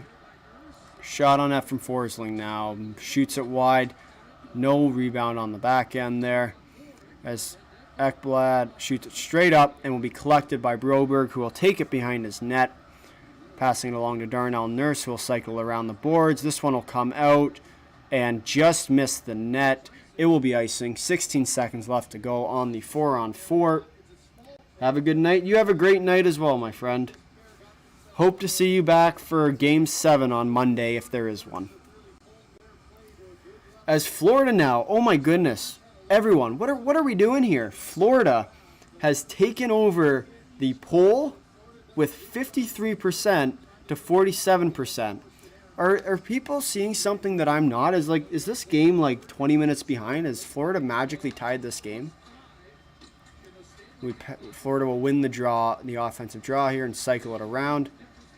And here comes Florida now. Bennett down this half wall to Mikkola. Mikkola over to Bennett. Bennett now. Have a good night, my friend. Have a good night. As Bobrovsky will pass it up to Montour. Montour now passes it up. Offside will be the call as the 4-on-4 will come to a close. And 14:42 left to go in the second period. Florida is running out of time in this one. We'll see. 20 votes. Whoever voted Edmonton, I appreciate you restoring the common sense of our chat here. As Bennett took the puck offside and will be cleared right back outside the zone. We'll see here. I'm curious to know what the next 5 minutes looks like for Florida, because I know generally what I like to do is break games into 5-minute intervals. You know, whichever team wins the 5-minute intervals normally will win the game. You know, if they can win more of them. I think in this one right now, Edmonton's won all 5 of the 5-minute intervals. So we'll see if Florida's able to come back here, but time will tell. As puck hits off the back of the net, as Perry now with sort of grinding it down in the corner. Perry passes it across to Ryan. Ryan to Kulak, who has it skip over his stick as Cousins chases it down. Skinner plays the puck around the boards. To Ryan, who can't clear it out. Kept in by Lomberg. Lomberg now over to Kulak. Kulak down to Ceci. Ceci passes it up to Connor Brown. Connor Brown will skate it and retreat back to his own end. Dumped it in now to the Florida end. Picked up by the defender. Cleared out. Moved up to Barkov. Barkov dumps it in deep to Ceci, who will slap it around the boards. Shot on net. Blocked.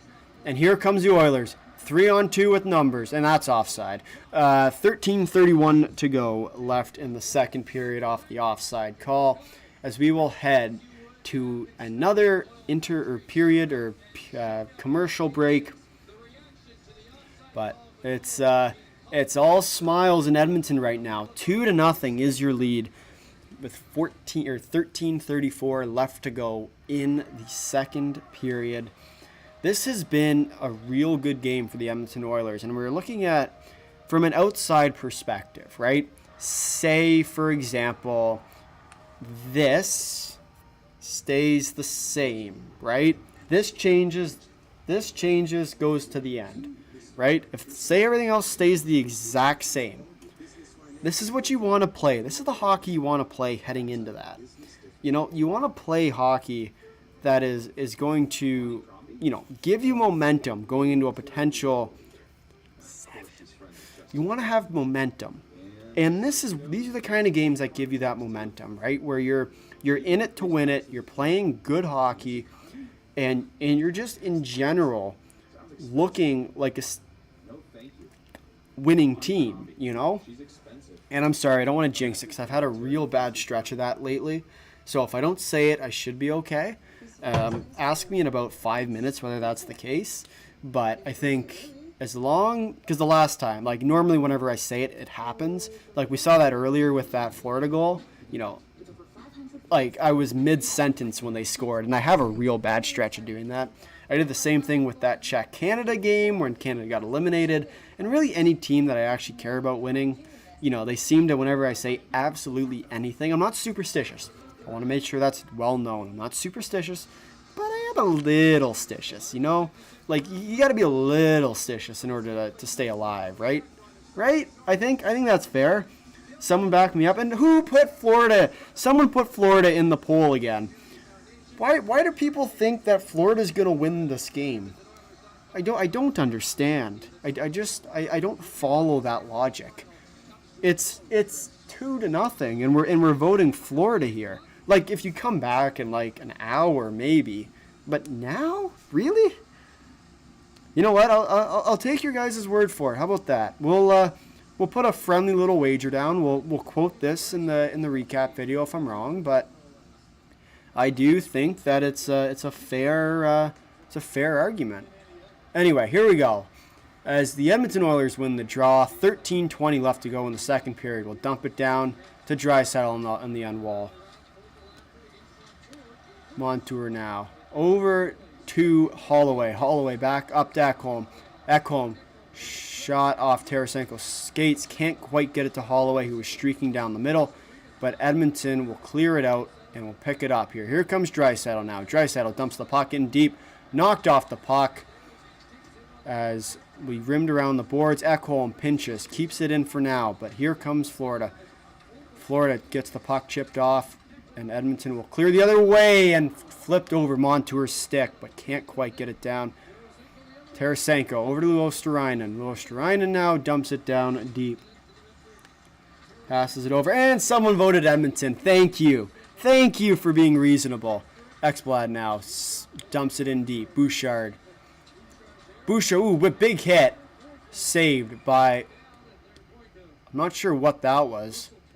That was a weird play. I think Draisaitl might have just got blindsided, maybe. It looked like that was kind of the play. That was a weird play, frankly. Draisaitl, oh yeah, just a blindside hit. Reinhart ran into him. Didn't see it. It's the one you got to be careful with. It almost looked like Draisaitl saw him and just lowered the body there. But 12:22 left to go in the second period. 2-0 is your score. And we got ourselves a hockey game. Someone voted smartly. There we go. Edmonton is now leading the poll 52% to 48%. There we go. That's better. As Edmonton will win yet another draw here. Nurse takes it around the boards, dumps it straight up. Pop fly pass. We need a new name for that. Anyone got a good name for the pop fly pass? The one that like goes straight up and you skate into it. Has anyone got to go? Ooh, giveaway. Defensive end. Janmark waits, takes around the net, passes it in front, can't get it through. As Edmonton is pressing here now. Bobrovsky picks his stick back up. Adam Henrique. Barkov back to Ekblad now. Florida recovers. Giveaway in their own end. That's the kind of stuff that especially coaches like Paul Maurice don't really like. As Skinner dumps it around and picked off by Reinhart, who shoots it on net, but kept out for now. It's Nurse. Nurse gets hooked on the play. No call. Nugent Hopkins now picks up the puck and will skate it out. But Mikkola hot on the trail. Mikkola now. Nugent Hopkins wrestled off the puck. Giveaway in his own end. Tkachuk with the shot and Skinner sliding safe. Shot on net from the side through many screens, but no luck to get the puck on net.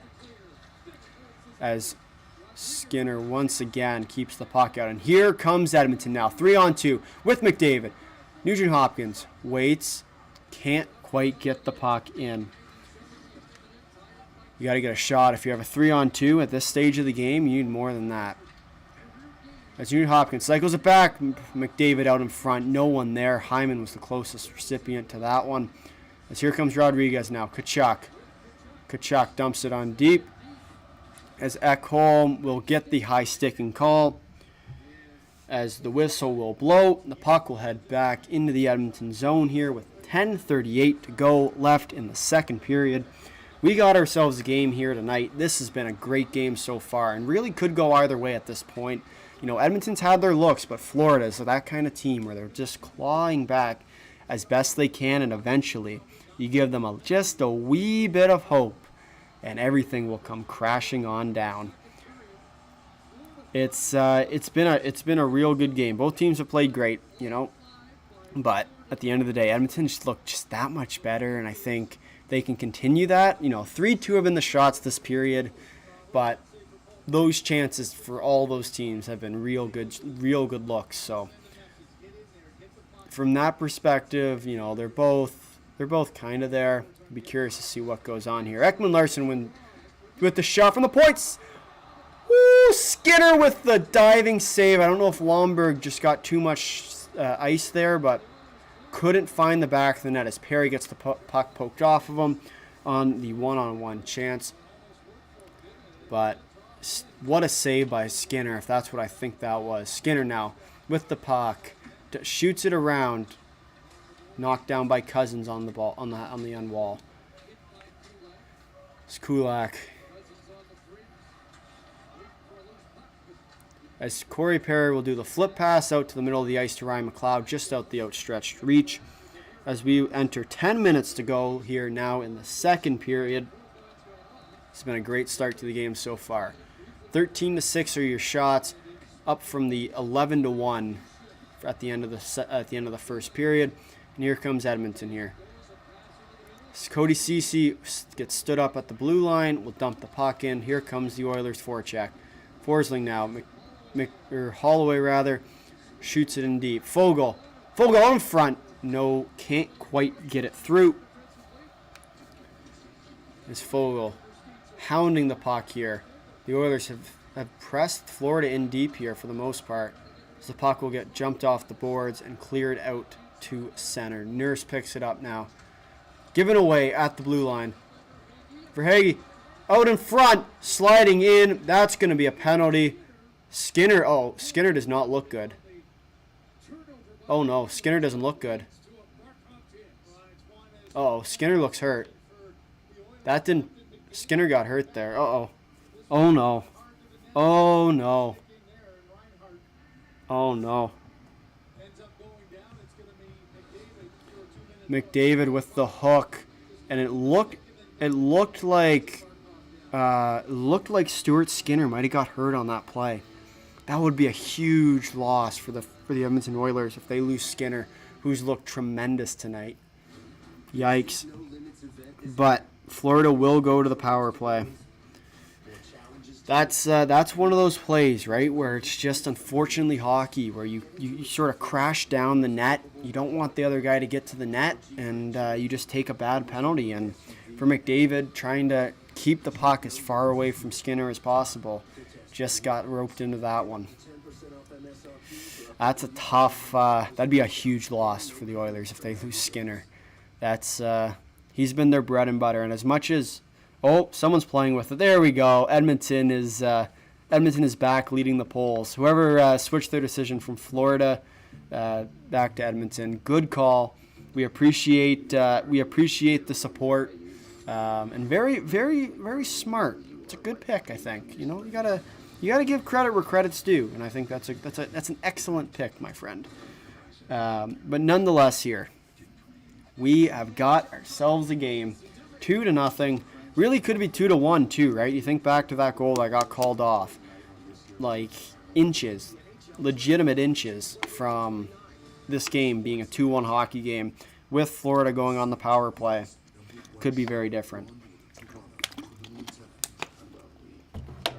But if you are new here, please, please, please do hit the like button, hit the subscribe button, hit the notification bell if you have not already. As every like helps, every subscriber helps, and every comment puts a smile on my face.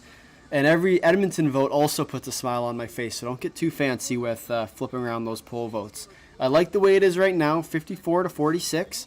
That's exactly like it should be. You know, nothing too fancy, nothing too crazy, just a good old-fashioned, good pick. And here comes the Oilers on the penalty kill as they will dump it down. And 1:45 left to go in the power play here for Florida. Look for them to really try and get that power play umbrella going. They've struggled this far on the power play. So, and big hit by Ekman Larsson. Good separator from body and puck. Exactly like you're supposed to hit. And once again, Florida's been stood up at the line this far. No offensive zone possession time on this power play. You got to get this going if you're the Florida Panthers. You got to be real careful. They've looked good all night long. Ekman Larsson now cycles it down to Verhaeghe. Verhaeghe gets knocked off the puck. Now move it down to Tkachuk. Tkachuk down to Verhaeghe. Back to the point to Ekman Larsson. Ekman Larsson over to Barkov. Or Tarasenko. Tarasenko now. Out in front. Scramble out in front. No luck. Oh, but kept in for Hagee. Shot. Saved by Skinner. And Edmonton is going to clear this puck down. Less than a minute to go on the power play. 45 seconds to go. That is exactly how you're supposed to kill off a penalty right there. Keep the puck. Stand them up at the blue line and make it real difficult to get any kind of possession time going. Beautifully executed by the Edmonton Oilers here. And cleared out yet again as we're down to the 30 seconds left in the power play. 7:25 to go left in the period. Beautifully executed by the Edmonton Oilers here on the penalty kill. As Montour will dump it in deep. Down to Tarasenko now. Tarasenko rims it around the boards. Down to Lundell. Back to Montour. Lundell now. Shot. Saved by Stuart Skinner with 5 seconds to go left on the Florida power play. That is textbook. Okay? When you think of like the textbook tactical moves for how to kill a penalty, that's it.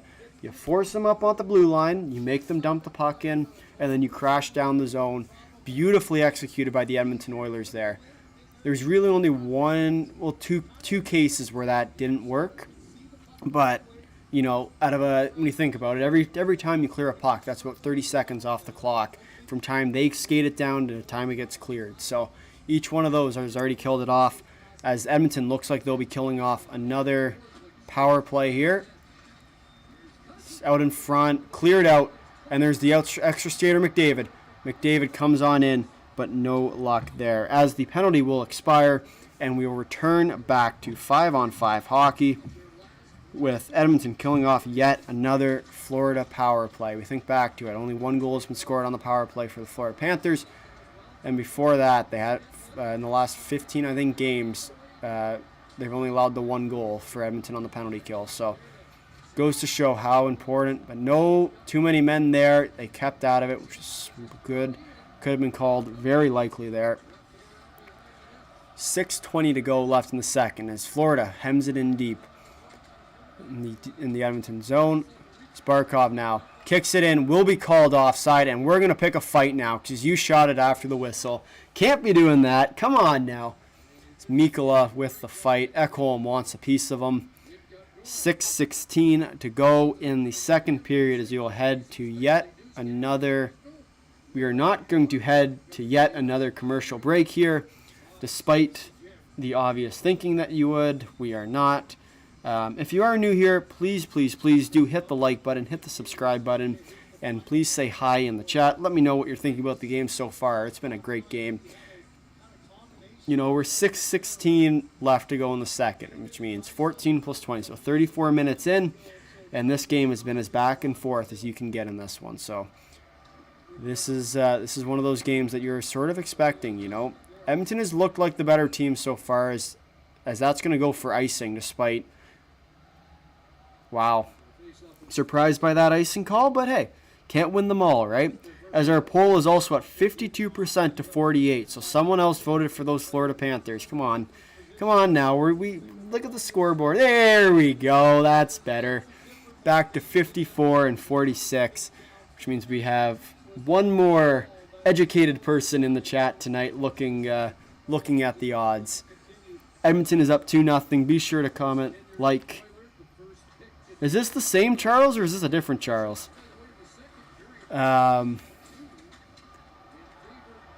As cycled on down here. As 6 minutes to go left in the second period here. Like button.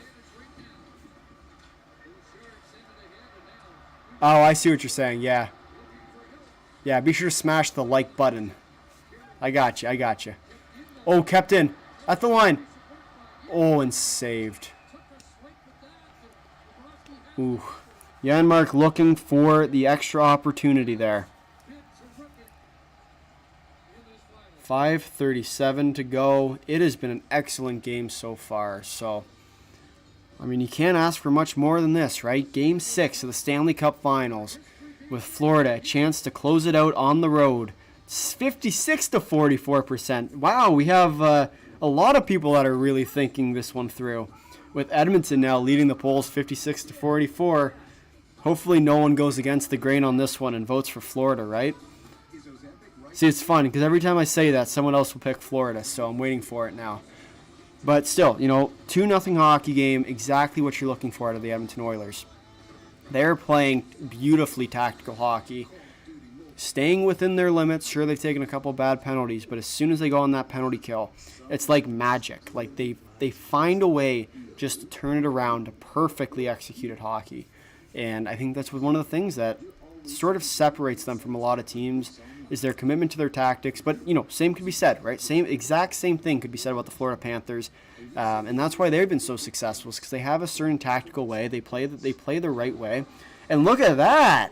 57% Edmonton. People are getting real fancy tonight. But it's always interesting to see, how well does a team like Florida play? Coming off of 2 losses after being up 3-0. Chance to go home and win it, if they lose this game. But you always want to get this thing over with as fast as you can. Get to that Stanley Cup parade that you can get to. But for the, you look at the Boston Celtics, they celebrated their parade today. And on the topic of Boston, the other thing I'd kind of like to talk about is Allmark. He's going to be on the move soon. I'm shocked that wasn't today, because the Bruins have a history of trading or making poor decisions, if you want to call it. Oh, my goodness. Oh, different Charles. Okay. Well, welcome on in, nonetheless. It's great to have you in. We are at 29 votes now, so be sure to leave your prediction down in the poll. 59% to 41%. So we do have a lot of smart people in the chat now, all picking Edmonton. Ekholm walks in, shot just up off the mask of Bobrovsky, and that one will go out of play. But it's been quite the game so far tonight. You can't complain about a little bit of playoff hockey, and it's had the chippiness that you're looking for too, right? That's what I know, especially me. That's what I look for out of these games, is just to see how much are they going to turn that momentum up. But nonetheless, here we go. Ekholm with the Edmonton face-off draw win. Shot on net, blocked off by Bobrovsky. Here comes Hyman now. Hyman works around in the corner. Mark Messier and Gretzky must be smiling. I'd hope so. It's as Bouchard shot out front wide. Can't quite hit the net on the tip. It was interesting. I was down at the Hockey Hall of Fame today, and I've never seen so many Oilers jerseys just walking around the park. It's always interesting to see that. Bouchard picked off, but Ekholm will recover back on in front of the net as Hyman gets the puck knocked off, and Verhaeghe collects, cycles it down to Bennett, but just out the outstretched reach as Bouchard now will move the puck up. Yeah, I mean, you think about it, right? The good old 1990 team, it's one of the past, but that was another one that right there, and we'll see if Edmonton can close this one out. I mean, they look... Oh, and Barkov now. Barkov shot. Saved by Stuart Skinner. Great save on that one. And, exactly, this is what we've talked about all game long, right? Skinner has to come to play, and he's done so far in this one. As Holloway overskates the puck. Can't quite get the break. As one down now. Moves it along to Draisaitl. Draisaitl now skates it up. Draisaitl waits for it now, but will get muscled off the puck. As that could have been too many men. Are they going to get called for it? They are not. Wow. That one was a textbook too many men on the ice call, but they did not call it, which is good for the Oilers. But I don't think they're going to call too much of that. They've been put the whistles away for the most part to this point in the game. As we have 3:41 left to go in the second period. And here comes Nick Cousins now. Cousins skates it down the line. Pushes out front and can't quite find the back of the net there with the streaking Lomberg. Lomberg sends like a missile into the Edmonton defender. As a little flip pass out to center, McLeod can't quite recover. It'll be cycled back through, dumped down the ice to Cody Ceci. Over to Brett Kulak. Kulak now dumps it in deep. Ryan McLeod first on it for the Oilers. Oilers cycle it back down to Perry. Cycles that shot. Oh! Who was that? Adam Henrique, I think, just clubbed it outside. Oh, that's the one you need. If you're the Edmonton Oilers, that one's the dagger. The 3-0 goal. as Oilers Nation is alive here. That's what you like to see. And remember, we talked about it a little bit off the top of this one. I was curious to see what that 5-minute segment was going to be. First 5 dominated by Edmonton. The next one sort of coming back a little bit. I'd say it was more of a draw.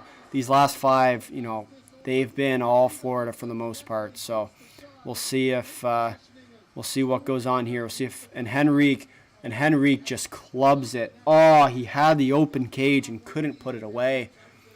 2:49 to go left in the second period here. Tough one for the Oilers not to have that goal. But Skinner is looking dialed in. Why would I say that? Oh, I jinxed him. No, I jinxed him. Henrique will take the draw against Luosterainen. Sam Bennett, I believe, was kicked out of the draw there. No, that's not Bennett. But it's tough sledding out here. Refs aren't giving you anything, so got to be real careful. Oh, and big hit by, who is that? Kulikov. Dumped back to Kulikov. Kulikov now kept in by Janmark. Over to Henrique. Missed just out the outstretched pass. And here comes Florida, rather. As Tarasenko will be first on it, just missing his check. Luosterainen now will move it along the boards, but Edmonton will cover. Broberg up to Connor Brown, to Adam Henrique, who will be offside but will not get it down. Broberg dumps it in, and a big... Not sure what that was all about. They didn't touch the puck.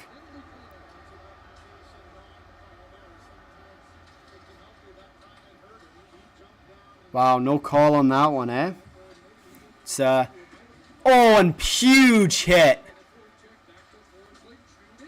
Oh, and cleared out.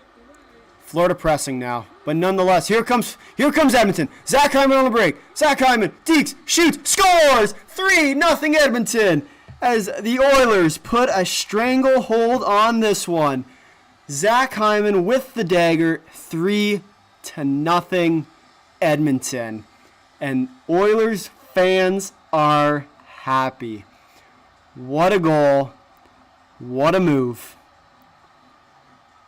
Edmonton is looking like they're going to force Game 7 after being down 3-0 to start this series. Wow. You think about what it could have been. There was a call that didn't get called. Beautiful penalty. Textbook tripping call. But Hyman races down. Forehand. Backhand. Tucks it away. Over the outstretched pad of Bobrovsky. 3-0 is your score with 1:30 to go. And here comes Holloway. Holloway now moves it on Bobrovsky. Cycles it back to Ceci. Ceci shot. Tips. Oh, and just wide of the open cage. Can't quite get it through. And Reinhart comes the other way now. Second period. Draisaitl. Barkov. Everyone in the neutral zone. And Edmonton Rogers Arena is electric. As they're all chanting good old Bobrovsky's name. Is that icing? Minute to go here left in the second period. And this has been what we like to call a textbook game of hockey. Beautifully executed by the Edmonton Oilers. Janmark dumps it around to Kulikov. Kulikov will cycle it up. Oh, and here comes Florida now. 40 seconds to go left in the period. Dumps it up to Tarasenko. Down to Lundell. Lundell. Shot from the low angle shot. Saved by Skinner. Bouchard moves it around now. Bouchard skies it. Will dump it out to neutral zone ice. As 20 seconds to go now. 3-0 Edmonton. As looks like Kulikov is going to take one last shot here. As Cousins picks it up. Stenlund. Luosterainen now. Comes up the half wall. 6 seconds to go left in the second. As Edmonton is going to bleed this clock out and take a 3-0 lead into... Oh, and we're going to fight into the third period of Game 6 of the Stanley Cup Finals. Beautifully executed. by the Edmonton Oilers. They have played a flawless game to this point. But here we go. This is exactly where Edmonton wanted to be at this point in the game. They wanted to have their crowd behind them. They have it. You can hear them. They're loud. That's exactly what you're looking for. You got momentum going into a potential Game 7. And you got everyone ready to fight. You have X-Blad fighting. You got a whole bunch of guys fighting. I didn't actually see them all because they've zoomed out like crazy far. But as here we go. Beautiful. Beautiful, beautiful, beautiful. As our Edmonton Oilers will take a 3-0 lead into the third period of this game. Zach Hyman with the dagger in this period. 3-0 goal.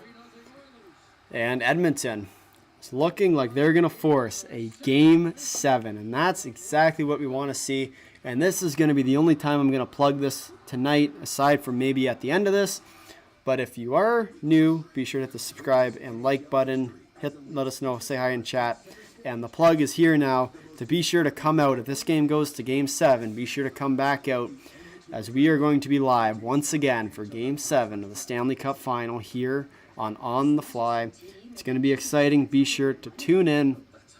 But now let's talk about something else. We're going to go back to our whole talk, because now I want to talk about the Bruins and Allmark. As if you remember back to the last period, we talked about the good old-fashioned trade reviews with Darcy Kemper, which was one of the big trades, and the other one was Pierre-Luc Dubois, and he's now, Darcy Kemper and Jacob Markstrom are your two goalies that are now off the market. Outside of those two, and remember, you got to remember, right? These were the two goalies that were very tight and very close to being, the best goalies on the market outside of maybe Allmark, right? That's become the trick. However, now it becomes interesting if you're for example, the Florida Panthers, or who else needs a goalie? If you're the Ottawa Senators, their team needs a goalie. Toronto needs a goalie. Detroit needs a goalie. Right? Then it becomes interesting because they're slowly starting to dwindle away. Markstrom, he was the first big piece to move. Kemper was the second.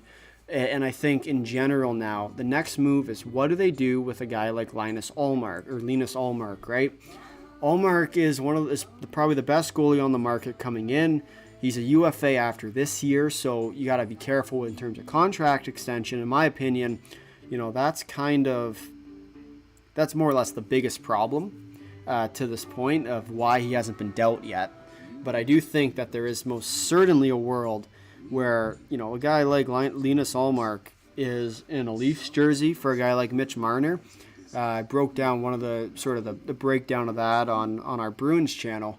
But it's basically something along the lines of, you got to give away a guy like Mason Lowry, you're giving away Ullmark, and you get back, a generational talent in Mitch Marner. And I think that's a deal that not a lot of people would be all that willing to give out, but at the same time, it might just be what they need to do in order to win big. And I think, it'll be interesting to see what goes on, and if there's anyone else, right, that can provide a goaltender to the market that they didn't realize was there. And I think that's where it might kick in kind of interesting. But, I mean, time will tell, right? There's lots of time left in this off season for a team to make a big splash, pick up a guy, whether that be Ullmark, whether that be, we're running out of goalies at this point in the market. But the truth is, eventually you run out of guys to look at, and you have to make a call on whether you're going to go big on a guy like Linus Ullmark and go against the other bidders. But, time will tell. And if you guys do have any questions or thoughts, be sure to leave it in the chat. And obviously I'll respond to those, as I'm not just going to lure you into to leave a comment and not answer. But yeah, I mean, time will tell, right? I mean, it's one of those things where it really could go any way, especially in the goalie market where it's just so tight. And I think it's one of those things, right, where it could go either way. As we do have a comment here with Allmark most likely to go, and I assume that question is where is he most likely to end up, and I think right now it's Ottawa. I think just in terms of who's sort of there, I think Ottawa is likely the pick. But that doesn't mean that there aren't other teams that are going to pop up out of the blue. One of the teams that I'm really interested in, and I know they haven't really been rumored yet, but is a team like the Toronto Maple Leafs, and that was one of the big reasons why they lost the series against Boston, is they just didn't quite have the goaltending to go mano a mano with these teams. And I mean, sure, right, part of it comes down to the goaltending, and part of that comes down to the defense, and part of that comes down to a variety of factors. But the one constant is that Samsonov wasn't all that good. Wall played great, but of course, what's the problem with Wall is Wall gets hurt half the time, and when you get hurt all the time, it's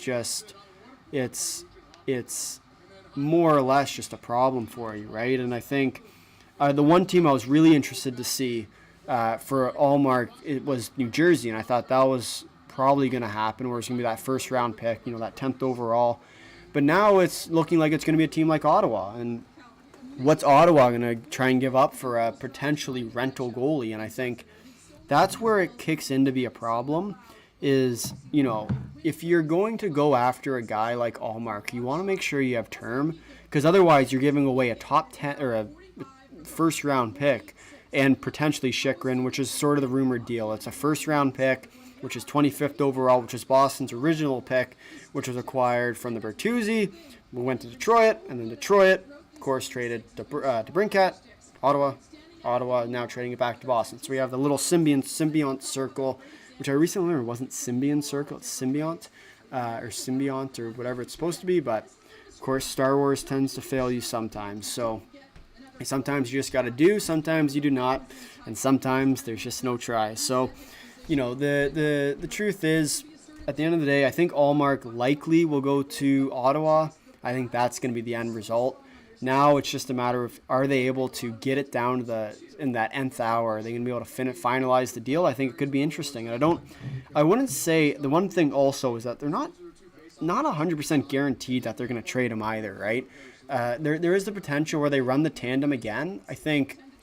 I just don't know how much longer you can wait if you're the Boston Bruins before he starts to lose value, because every day that ticks closer is one day less you get to negotiate a contract, is one day less that he's a part of the team, right? So you sign him now, you get a full year out of him, or you wait till the trade deadline next year and try and trade him sort of nth hour, last resort. And I think that's when you run into a little bit of problems, because if you're going to last hour everything, eventually you're just not going to get any interest, and that's where everything kind of falls through. But nonetheless, here, I think, to answer your question, the truth is I gotta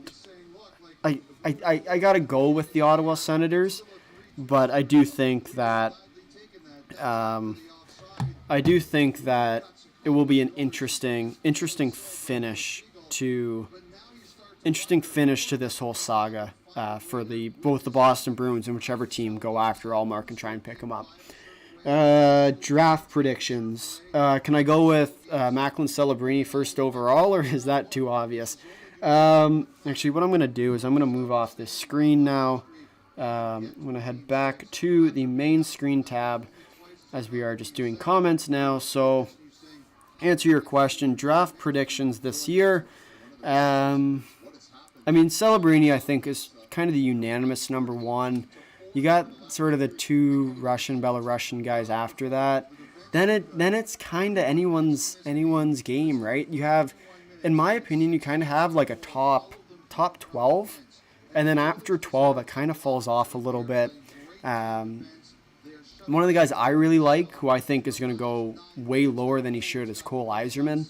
I've been a big fan of his game since with the U.S. training development program. He's a guy that I think has some serious potential. That's, if a team can unlock it, I think that's where they're really going to thrive.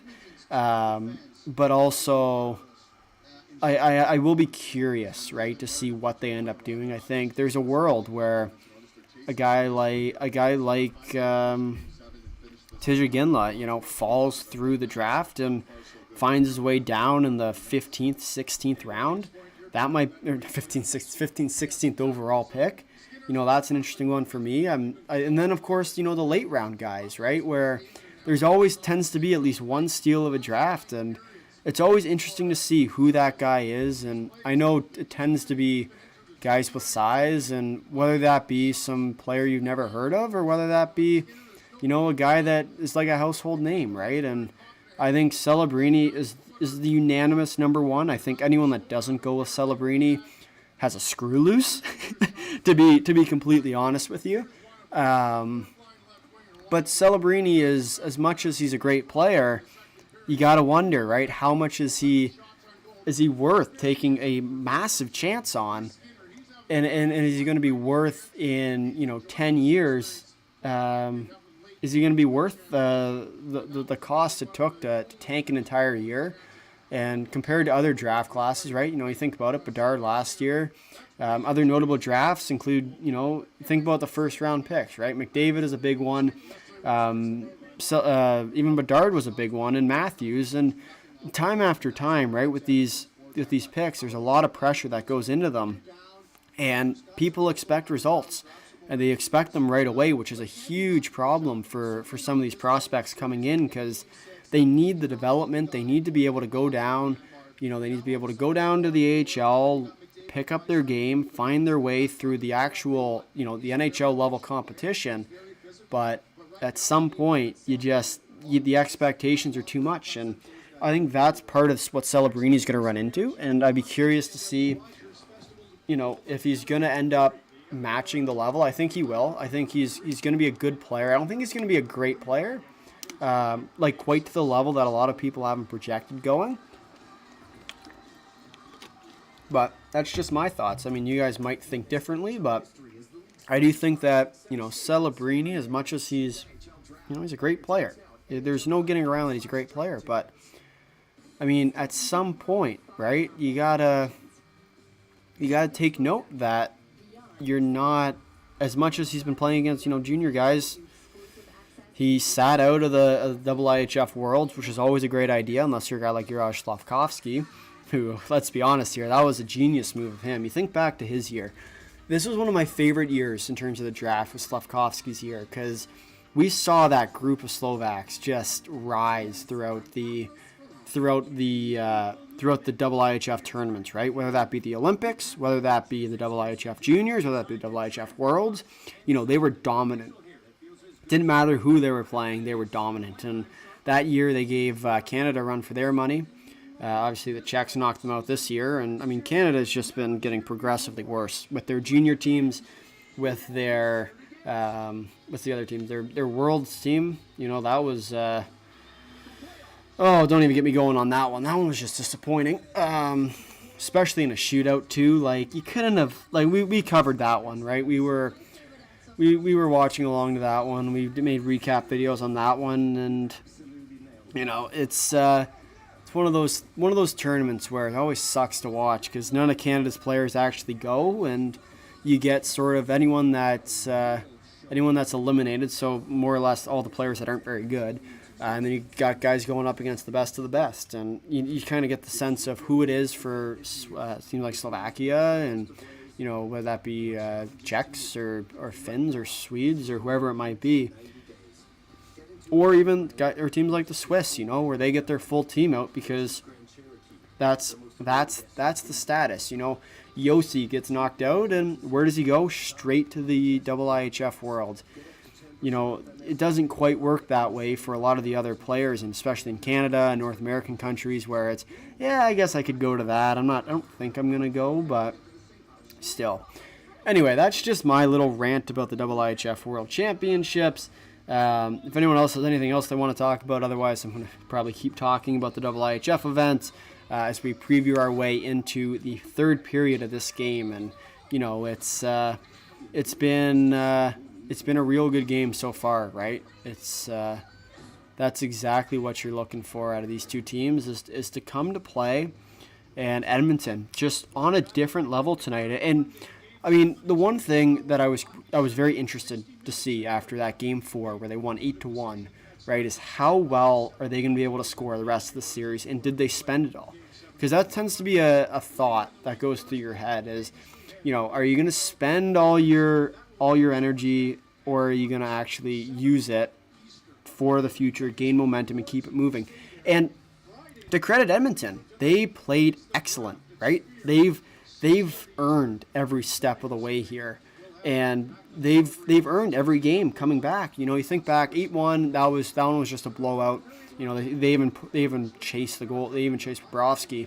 And then game 5, similar, right? Hard-earned wins, exactly what you want. And then, of course, this game here, 3-0 early on. We still got a period left to go, but it's one of those games where that it's just going to continue. And I think that's one of the biggest keys to success for the more or less Edmonton is just keeping it going when you don't think you can. And to credit them, they got belief. It turns out it wasn't just one of those things that you say, we have belief, but they actually do. And now more than ever, we still got a period to go, and we'll make our recap video after, assuming they can pull this one off. But there's serious belief. Doesn't matter if it's the team, doesn't matter whether it's the fans. There's belief that Edmonton's going to pull this one off, and I'm very interested to see what goes on here. See what the poll says, with 61% say Edmonton now, 39% for Florida. So good job, everybody. We've rewritten the poll back to where it should be. I was worried there for a couple minutes when it was 2-0 and people were still voting Florida. But I think that Zach Hyman dagger goal really, really put this one to the next notch here. But yeah, it's been a good game. It's going to finish real well too, because there's one thing we learned about Florida is that the third period, they're going to come out hard and they're going to come out fast. And we'll see if the entire game, because one of the things that is always interesting, right, and not a lot of people sort of understand this, but the whole reason why teams dump and chase so much is because it'll pull the defense back, especially towards the end of games where, if you dump and chase the entire games, the defensemen have to turn, skate back, and pick the puck up. Where at some point, it gets to be too much of turning around, skating back, that you get tired. So what you do is you slowly start either anticipating it, or the defense start backing up, right? And that's where you sneak in as an offensive player, because what you can do is you can just skate through, right? If the defenseman keeps backing up, that just means you can move with them, and eventually you come in on them, and that's how you gain the zones, because you're skating with them. But I mean, with that, it also pens the risk, right? Where if you're gonna do that, eventually you gotta try and score a goal, and it's always more difficult, right, to score a goal. And I do apologize here as my camera is running out of battery, so I gotta try and do this one on the fly. But when it comes to that offensive structure, right? And there we go. Okay, we're plugged back in. We are charged for the third period. We are energetic and charged. Right, so if you chase a defender back for long enough, eventually they just keep turning around and they back off completely, which gives you room to skate in. And that's what's happened pretty well every game this series. And that's when Florida gets so good, is when they're dumping and chasing, right? That's the trick. If you can keep dumping and chasing, eventually that defender backs all the way off, and you skate in and you have offensive pressure right away, right? Because if you can skate in with possession, you don't have to go and try and chase it. That's when you can make your money, and I'll watch for that this period. If you're going to do anything, watch for that trend. And I mean, you'll see it right away, whether or not Edmonton is backing off, or if they're still playing hard on the line. And if you can play hard on the line as Edmonton, this is going to be a tough out for the Florida Panthers. But also, I mean, the other problem with it, right, is, of course, as much as they might be trying to back off, there is also the world where you can't really back off, because as much as you're backing off, you're going to eventually come back to a point where you're too tired to actually catch up to the guy skating in on you. So there's sort of that trade-off, but we'll see how well they're conditioned so far. As we are back underway here in Edmonton, we have started the third period of action, 3-2 is your score, or 3-0 rather is your score. Period 2 or period 3. It's been a rough day. We're going to keep moving here as puck will be dumped in and iced as Edmonton will get the offensive zone draw here coming up. How is everybody doing here? We got 62% of the vote for Edmonton and 38% for Florida. If you are new here, be sure to let us know who you think is going to win in the poll, and I will likely critique your choice. So be sure to vote very, very carefully. Very, very carefully here, as whatever you guys pick, I am going to critique it hard. 19:28 to go left in the third period. Time is of the enemy for the Florida Panthers in this one tonight, as the puck will be dumped down for Florida here. As we can see, they are definitely playing that line pretty hard still. Adam Henry brings the puck up, and we'll move it up, shoots it up the way, but will be stopped by the Florida defender, and they will pick it up and move it around. Here comes Lomberg. Lomberg with the move. Lomberg shoots off the net wide as Louis Sterainen. Tarasenko. Lundell shot straight up and will be out of play. As we have another vote for Edmonton. Very good. Very impressive. Look at us go tonight. We're actually using our brains. I don't know how they suck all of a sudden. Well, I mean, part of it is, to be completely honest with you, and I know this isn't what a lot of Florida fans want to hear, but Bobrovsky has been the reason why they've been so good in the series. They have played absolutely terribly all series long. But the truth is that Bobrovsky has kept them in the game long enough for them to pick up their skates. Unfortunately, so far in this one, they haven't had that same kind of luck. These last 3 games, after that 8-1 victory, right? That's when the game changed completely. And Bobrovsky was no longer the reason why they were able to win games. And it showed. They've been outskated, they've been outshot, they've been out everything to this point. It's just Bobrovsky was the stopper, and that was the key to success for Edmonton, is they found the hold of Bobrovsky, and they've just exploited that all series long. Barkov in tight. Barkov with the beautiful goal. And we have a 3-1 game here in Edmonton as Barkov dipsy doodles it in.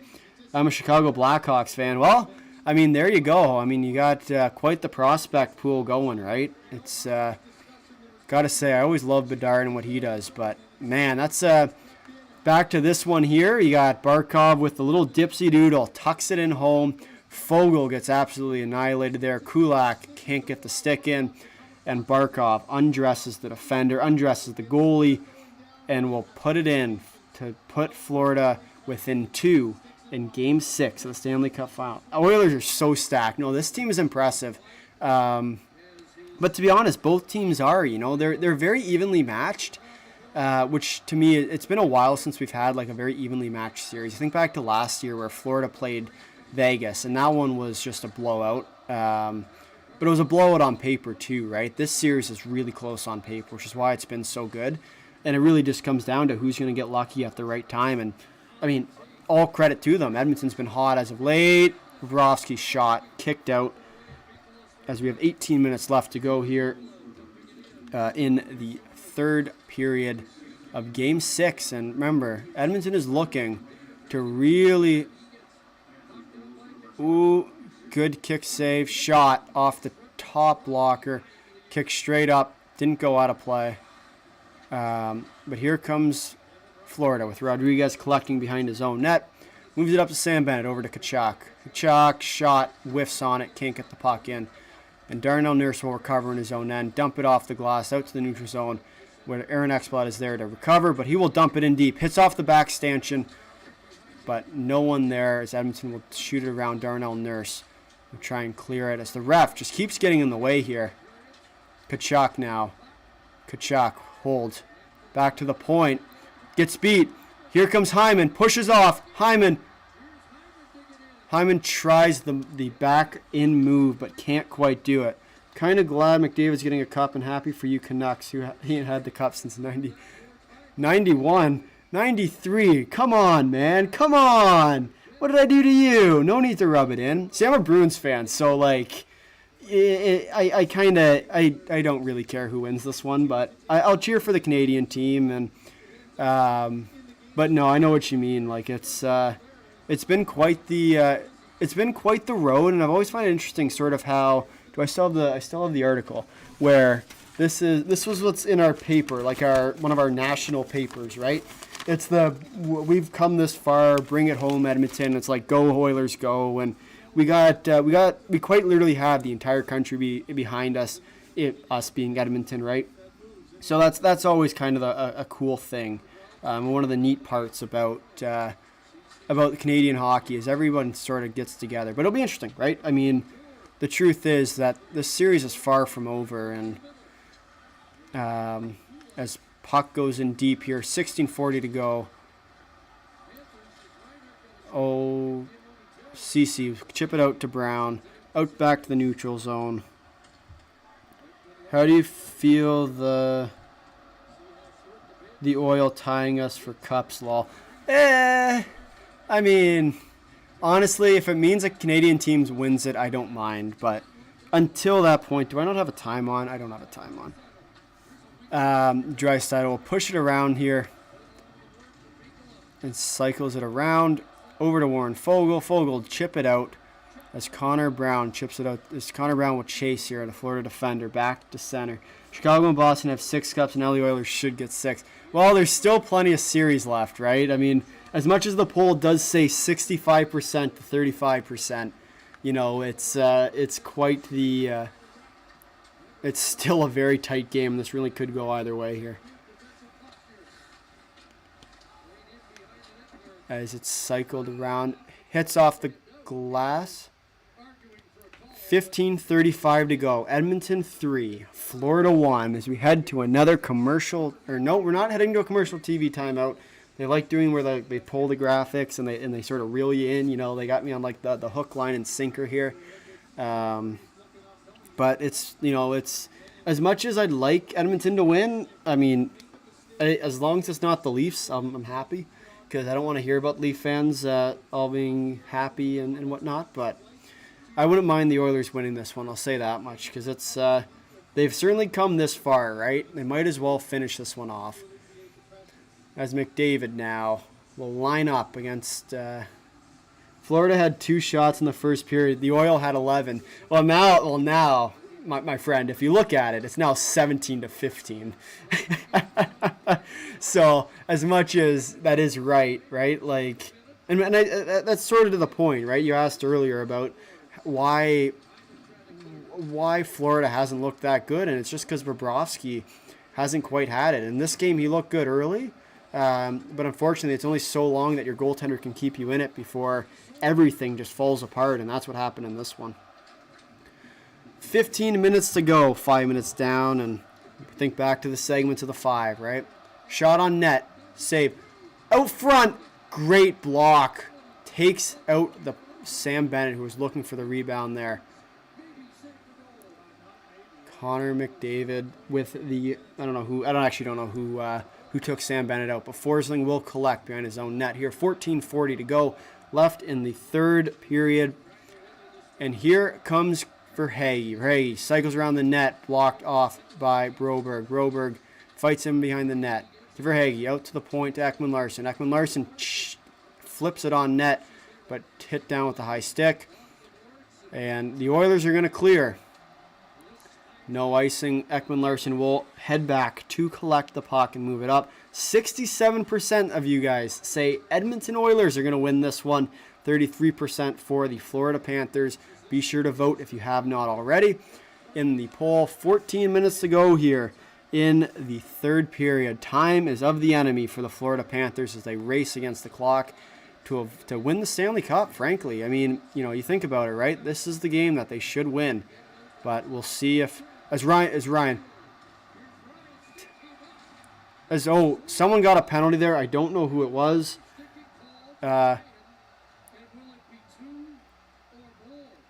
Who got it?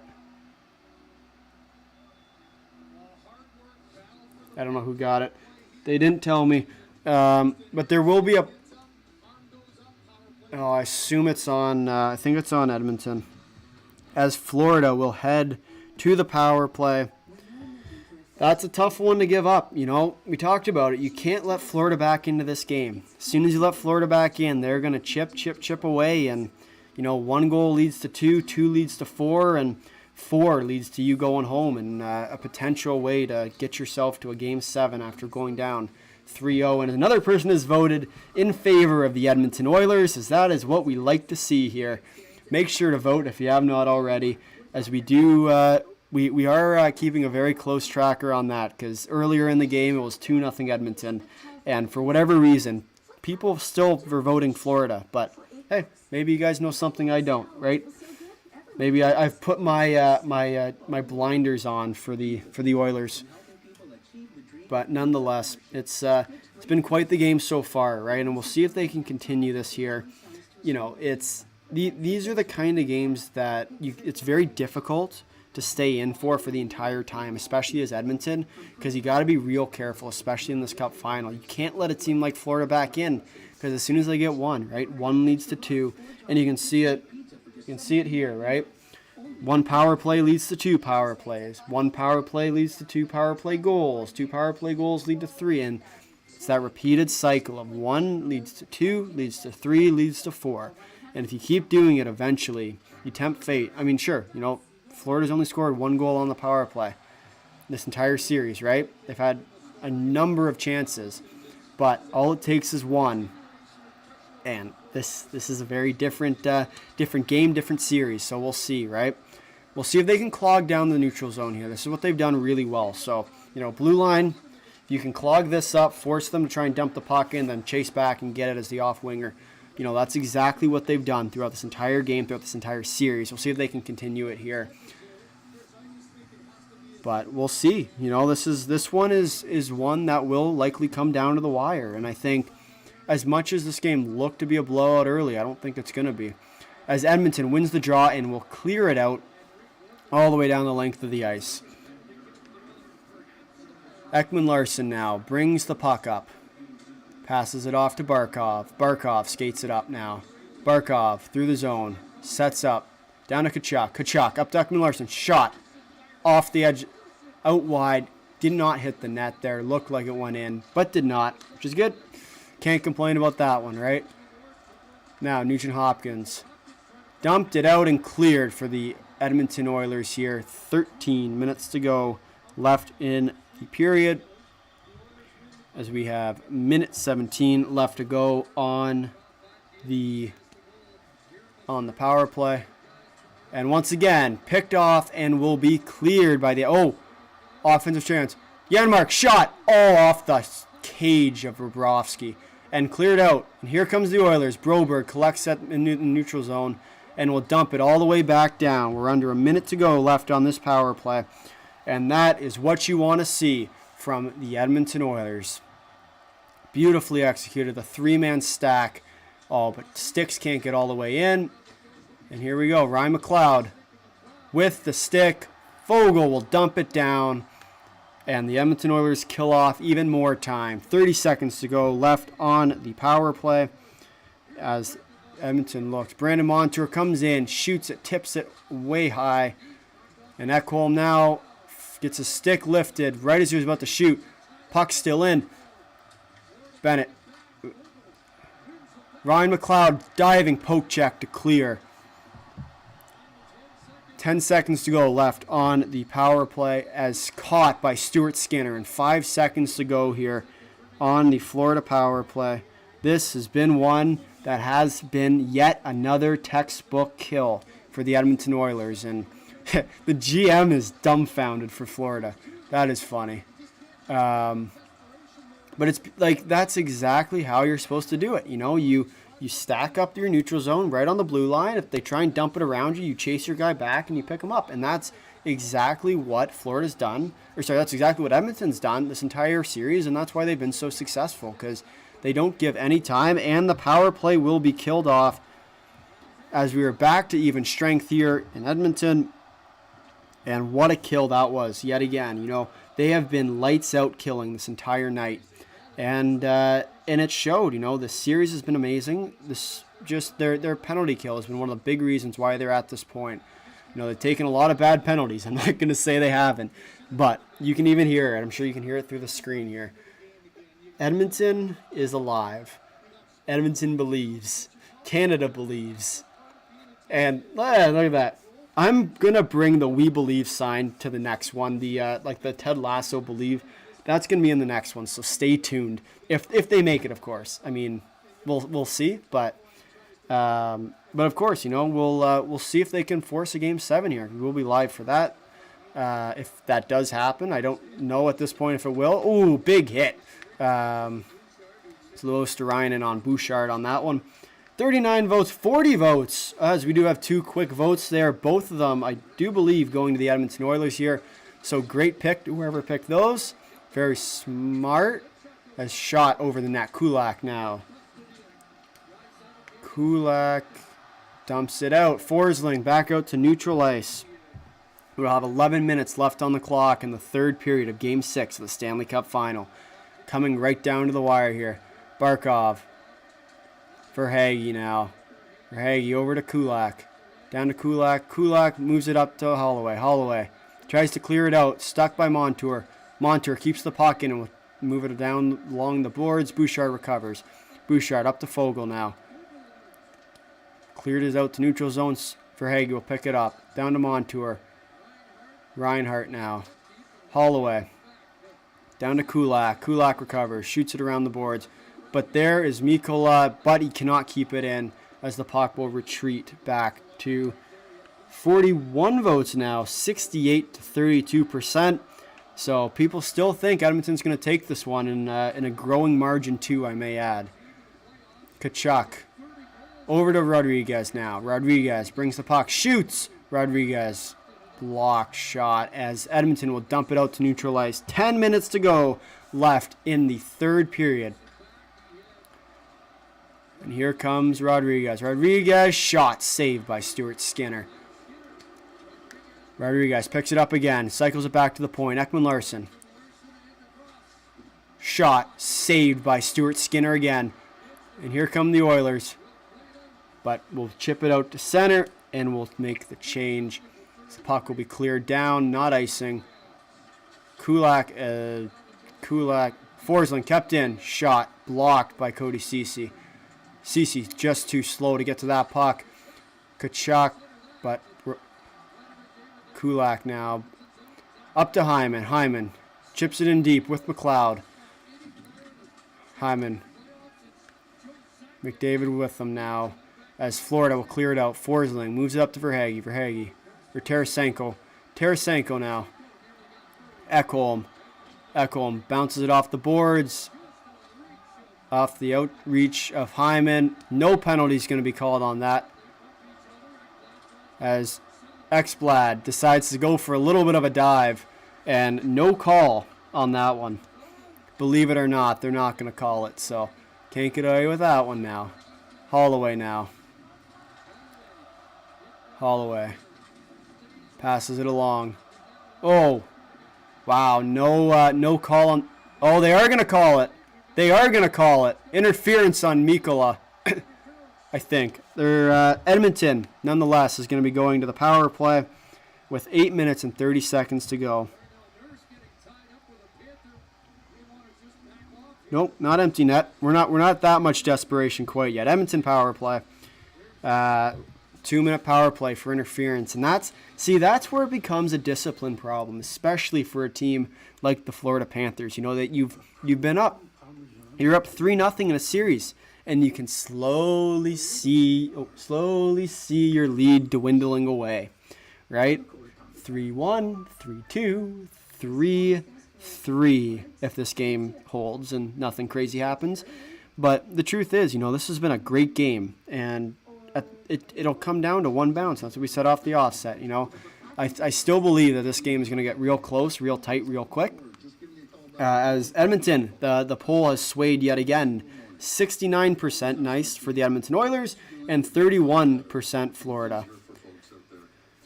But wow, it's one of those. This has been one of those series where it really could go either way. Two very, very evenly matched teams, and I still believe that Game 7 come down to one bounce, one way or another. If it does happen, oh no, someone voted Florida. Are you watching the same game that I'm watching?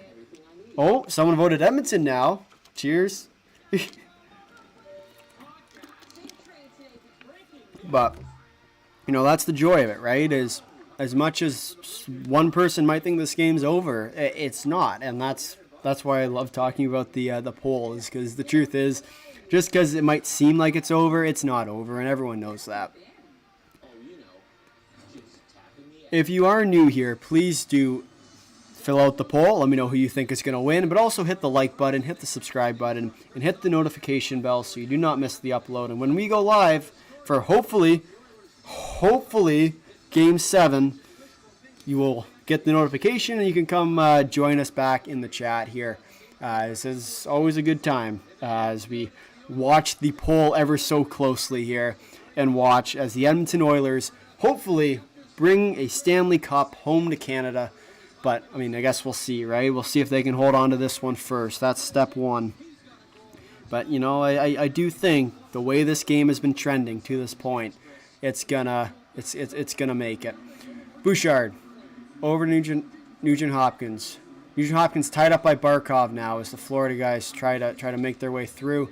Hyman now. Hyman to McDavid. McDavid to Draisaitl. Draisaitl. Oh, can't get the shot off. Bouchard just outstretched. The puck will come back out to the neutral zone as Edmonton will reset and re-come into the zone. Here comes McDavid. McDavid with the blistering forearm knocks down the defender. But, that's the problem, right, with McDavid, is if you just shut him down, you got to get it to a point where he has to make a pass or do something that takes him out of the play. As the poll is now 70-30 for Edmonton, so maybe that means there's a goal upcoming. I don't know. Maybe the Vegas odds are on the move. Or the on-the-fly odds is what we'll call it now. The chat odds. There you go. Lewis to Ryan down low here. Nugent Hopkins to there. Bouchard keeps the puck in. 50 seconds to go left on the power play. And it will be kept in by Connor Brown. But still, Bobrovsky. Edmonton really hasn't had the puck on this power play yet. Oh. Bennett. Ooh, Bennett with the close play. And we'll reset it back to the neutral zone. 30 seconds to go left on this power play. As Bouchard will come up the way here. Gives the puck away, but here come the Oilers. Ryan McLeod. McLeod shot. Hits off Bobrovsky's cage and will be sent out. But will not. Nope, it'll be kept in the zone. Here comes Ryan McLeod on Sam Bennett. Shot cleared. Kept in by, not kept in, but and here comes Ekholm actually. Ekholm with the move goes around the net, sets up, cycles it back around. Nobody there as Darnell Nurse will come back to set up. Zach Verhaeghe. As the power play has expired, and we are back to even strength. Oh, and just at the outstretched Henrique, as this puck will head down for icing. 6 minutes and 5 seconds to go left in this third period of hockey. Now this hockey game, this has been a lights out game, right? And I don't think it goes without saying, but both these teams, this game really could have went either way, and I think in my opinion at least, this game is going to come down to the final buzzer. I think there's going to be a goal here at some point in the next 4 minutes, and I think we're going to see an empty net. Not to call games or anything, but I do have a little bit of a hunch on this one. As Ekman Larsson brings the puck up, shoots it down to Barkov. Barkov across to Verhaeghe. Verhaeghe behind the net. 5:44 to go left in the third period of Game 6 of the Stanley Cup Final. Verhaeghe pushes up to Connor Brown, and Connor Brown dumps the puck out to the neutral zone. Ekman Larsson now. Ekman Larsson passes the puck up to Reinhart. Reinhart cycles the puck around. 47 votes now, 70-30. Can we hit 50 votes? If you have not already, please, please, please vote in the poll. We are 3 away from hitting 50 votes in our poll. Brown now passes the puck up. Down to McLeod. To McDavid, hovering beside Ekman-Larsson. Here comes Will Sturinen now, but kept in at the line. This will be offside. 5 minutes and 5 seconds to go left in the third period of the Stanley Cup Finals. What a game. This is going to come down to the wire, folks. I want to know what your thoughts are. Someone in the chat entertain me, please. How are you feeling about this game so far? What are our thoughts? Are they gonna mount a major comeback here for the Florida Panthers? Or is this one all but over for the Edmonton Oilers and we're chilling as we head into Game 7 of the Stanley Cup Finals? Wow, that feels good to say after being down 3-0.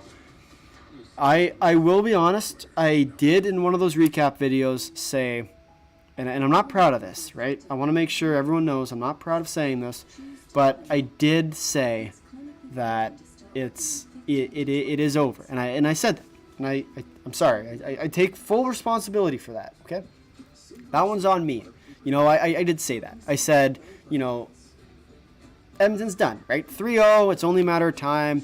But what I was really trying to do, and hear me out, is I was just trying to get to spark them, you know, because I knew they were going to watch that video, right? They were going to watch it, and they were going to be like, yeah, we're going to prove this guy wrong, right? I'm sure you agree, right? I'm sure you, as you're watching this, were like, yeah, no, Edmonton's coming back, 100%. We believe in them, right? Maybe? Anyone have any thoughts? As we're now up to 48 votes, 71 to 29%. Ooh, Edmonton is the runaway favorites in this game. I mean, no kidding. I don't know which way I'm looking. Yeah, this way. No kidding, eh?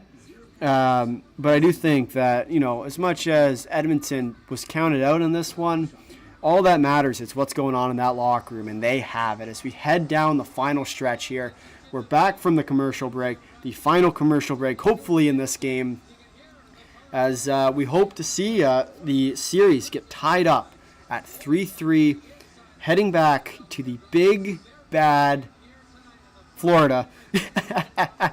But I mean, time will tell, right? That's the key to success. Is you just got to hold on if you're Edmonton now. 5 minutes to go in the third period, as the puck will be cleared out. Oh, but this is not over until it's over, and beating the odds says that, which means that this must be true. If we're taking it from a channel that has the word odds in it, I'm gonna take your word from it. And I do agree with you. You know, I do think that there is the potential for a Florida comeback, and I think they are gonna make it close coming down the stretch here. They've looked good, but what are they singing? Forever, I just want to live a life. That's my life. Shot saved by Skinner. Skinner with another huge save for the Oilers in this one. Clears out front, and that one will go down. Oh, Fogle, Bobrovsky, Russian goalie. Oh, Russian goalie didn't work that time. That was a close play. Bobrovsky had to come out to play it to keep, I think it was Fogle, from getting the puck and depositing it into the empty net. 4:20 to go left here in the third period. As good save by Skinner, and there's an extra little poke from guess who? Samuel Bennett. I got to learn his middle name to make it real interesting. Oh, this has been a good game though. I mean, you think about it, right? Right off the start of the game was interesting, right? Where we had, I don't want to say, an even game, but Edmonton led. I'd say Edmonton led. Well, Florida had their looks, and we can see it here. Okay, 11-2 in the first for Edmonton, 11-4 for shots for Florida, and a very even third period here, which makes a lot of sense. Two teams that have played, it was like a roller coaster, right? You go down, or you go up, and then you go down, and then you come back to the neutral part to come back into the station. It's a beautiful analogy, and it beautifully, accurately represents this game and how it's been. But if you are new here, be sure to hit the poll, 71 to 29%. Let's see if anyone else believes in the Florida Panthers here. I don't think that they will, but hey, to each your own, as they like to say, or each their own, or whatever. The quotes are tricky sometimes. Passes out in front, as Ekholm will pick the puck up and dump it down but will be packed. And here comes Ekholm once again, collecting behind his net. Luostarinen. Yeah, you got to chase him at some point. Ekholm's going to bleed this clock out. 3:45 left to go in the third period of the Stanley Cup Finals, Game 6. 71 to 29% now. Let's keep that poll running. We're one vote away from 50. Who's it going to be and which teams are going to be for? 3:33 to go as we move closer to the territory where bench for the entry attackers. Bobrovsky has been pulled as Florida with the empty net in this one. Poked out. Here's Ryan McLeod for the win. Ryan McLeod dumps it out. Scores! 4-1 Edmonton. This one is over. We will head to a Game 7 after being down 3-0. This one is over. What a series for Edmonton. So they go up 4-1. This one is all over. What a game. Edmonton coming to play. That is how we do it. We will be back for Game 7 on Monday right here on the channel, 8 o'clock p.m. Eastern Daylight Time. Be sure to stay tuned for that one. And wow, what a game. What a series. Welcome to Edmonton Oilers hockey. I am on the wagon now. Bruins, I'm still cheering for the Bruins, but Oilers country, mount up. I'm on the oil train now. What a game. What a game. I can't say anything else, but what a game. I am hyped for this one. Holy. Going to Game 7. LFG Edmonton and LFG Canada. Let's go. We're going all the way to 7. This one was... Oh, Skinner with the super save. And that one, and that's it. 5-1. Empty net. This one is over. This one is over. Wait, did the goalie score? Or did he keep... They're just keeping it out, right? 3:03 to go. This one is over. 5-1. We will see you on Monday night for Game 7. Wow. Crazy. What a game. 73% in our polls now for Edmonton. 27% for the Florida Panthers. What a game. What a series. As Skinner with the beautiful stick save to keep the puck out. You know, that might have been an absolutely gorgeous. Skinner with the assist. I think is it Henrique maybe or Darnell Nurse with the goal. Absolutely amazing. What a game for the Edmonton Oilers. They played their hearts out. They earned every. We want the cup. We want the cup. We want the cup. And remember, you got to remember, right? This is all of Canada behind them. This isn't just Edmonton anymore. This is Canada's team. And they're here to stay. We got ourselves a Game 7 back in Florida on Monday. Wow. That's crazy. What a game though. Like, to be honest, right? That's the kicker. And I think as much as it's at times it's hard to believe that we're here and we're now, we are here. You know, we are now. And this is what Canada hockey is all about. And yeah. I just hope that they can pull this one off. You know, I just hope that they don't find a way to blow this and, you know, give us all hope for nothing. 2 minutes to go left in this game. But, oh, how nice it would be to see a Stanley Cup back in Canada. I know I'm a Bruins fan, and I don't have a lot to say considering I'm Canadian and a Bruins fan, but I would love to see the Edmonton Oilers win this cup right now.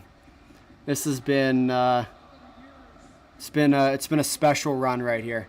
You know, down 3-0, coming back 3-3 now. Wow. It's it's just it's hard to believe, right? It's a special thing. It's hard to put into words.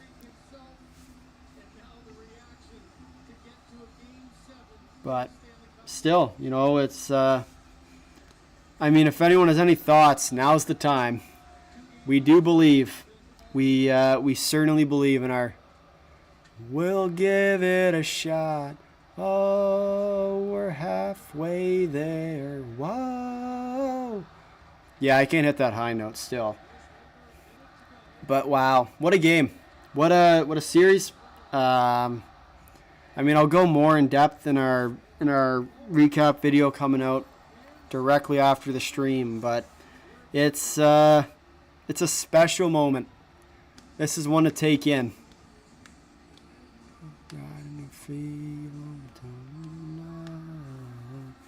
It's hard to put into words how to, it's just, it wasn't quite the same with that Habs team. Ironically enough, that was was that 21? Yeah, it was 21, because that was the one of the first topics I covered on this YouTube channel, and now we're back with Edmonton, the chance to win it all. It's just, it's a special moment. Oh man, feeling sky, whoa, crazy. Last minute to play in the third period.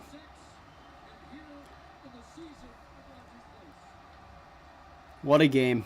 I have no words, honestly. I mean, Edmonton came to play tonight, and it showed. They came out hot, exactly like they needed to.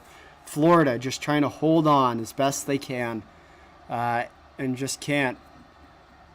We will head back to Florida for Game 7. We, Canada, will head back to Edmonton, or to Florida, for Game 7. What a special run this has been. Whether or not they win, what an incredible set of games. I don't know how to phrase it. I mean, it's special. Truly special. Truly special to cover it. Truly special to be a part of it. It's, and I'm just so happy it's not the Leafs that we're doing. And we have a fight with Lomberg and McLeod. Who else would it be? 8.5 seconds to go. This one is all but over, as we will be shortly putting up the new graphic for this one. I don't know what else to say. It's a special team this year for the Edmonton Oilers. It's a special environment that they have. It's not often you get to represent a country, especially as a national. It's not even a national team, as a local team. The Edmonton Oilers aren't necessarily Canada's team in general, but after this year, they might just be Canada's team. But you know what? Hey, you can't take teams like this for granted, right? You gotta make sure you play all the way around, because otherwise, we have ourselves Game 7 here on Monday night. We have ourselves a tied series. Welcome to Canada hockey. Welcome to Edmonton hockey. And welcome to the Stanley Cup Finals. We got ourselves quite the series here. We got ourselves a Game 7. Play La Bamba, baby. We're headed to Game 7. It's going to be a good one. And I don't know what else to say. We'll be live here. Be sure to come back as we hopefully watch the Edmonton Oilers win the Stanley Cup in Florida on Monday. I can't believe I'm saying that. I counted them out, I'll be honest.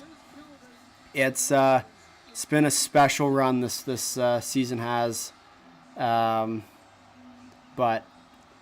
it feels as if I'm currently lagging. So I think that's kind of my cue to get out of here.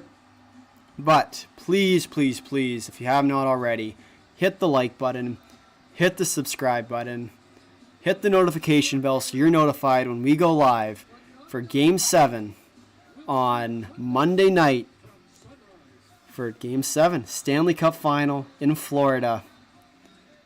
They did it. Canada's team is going to Game 7. See you all on Monday. Have a good night, everybody.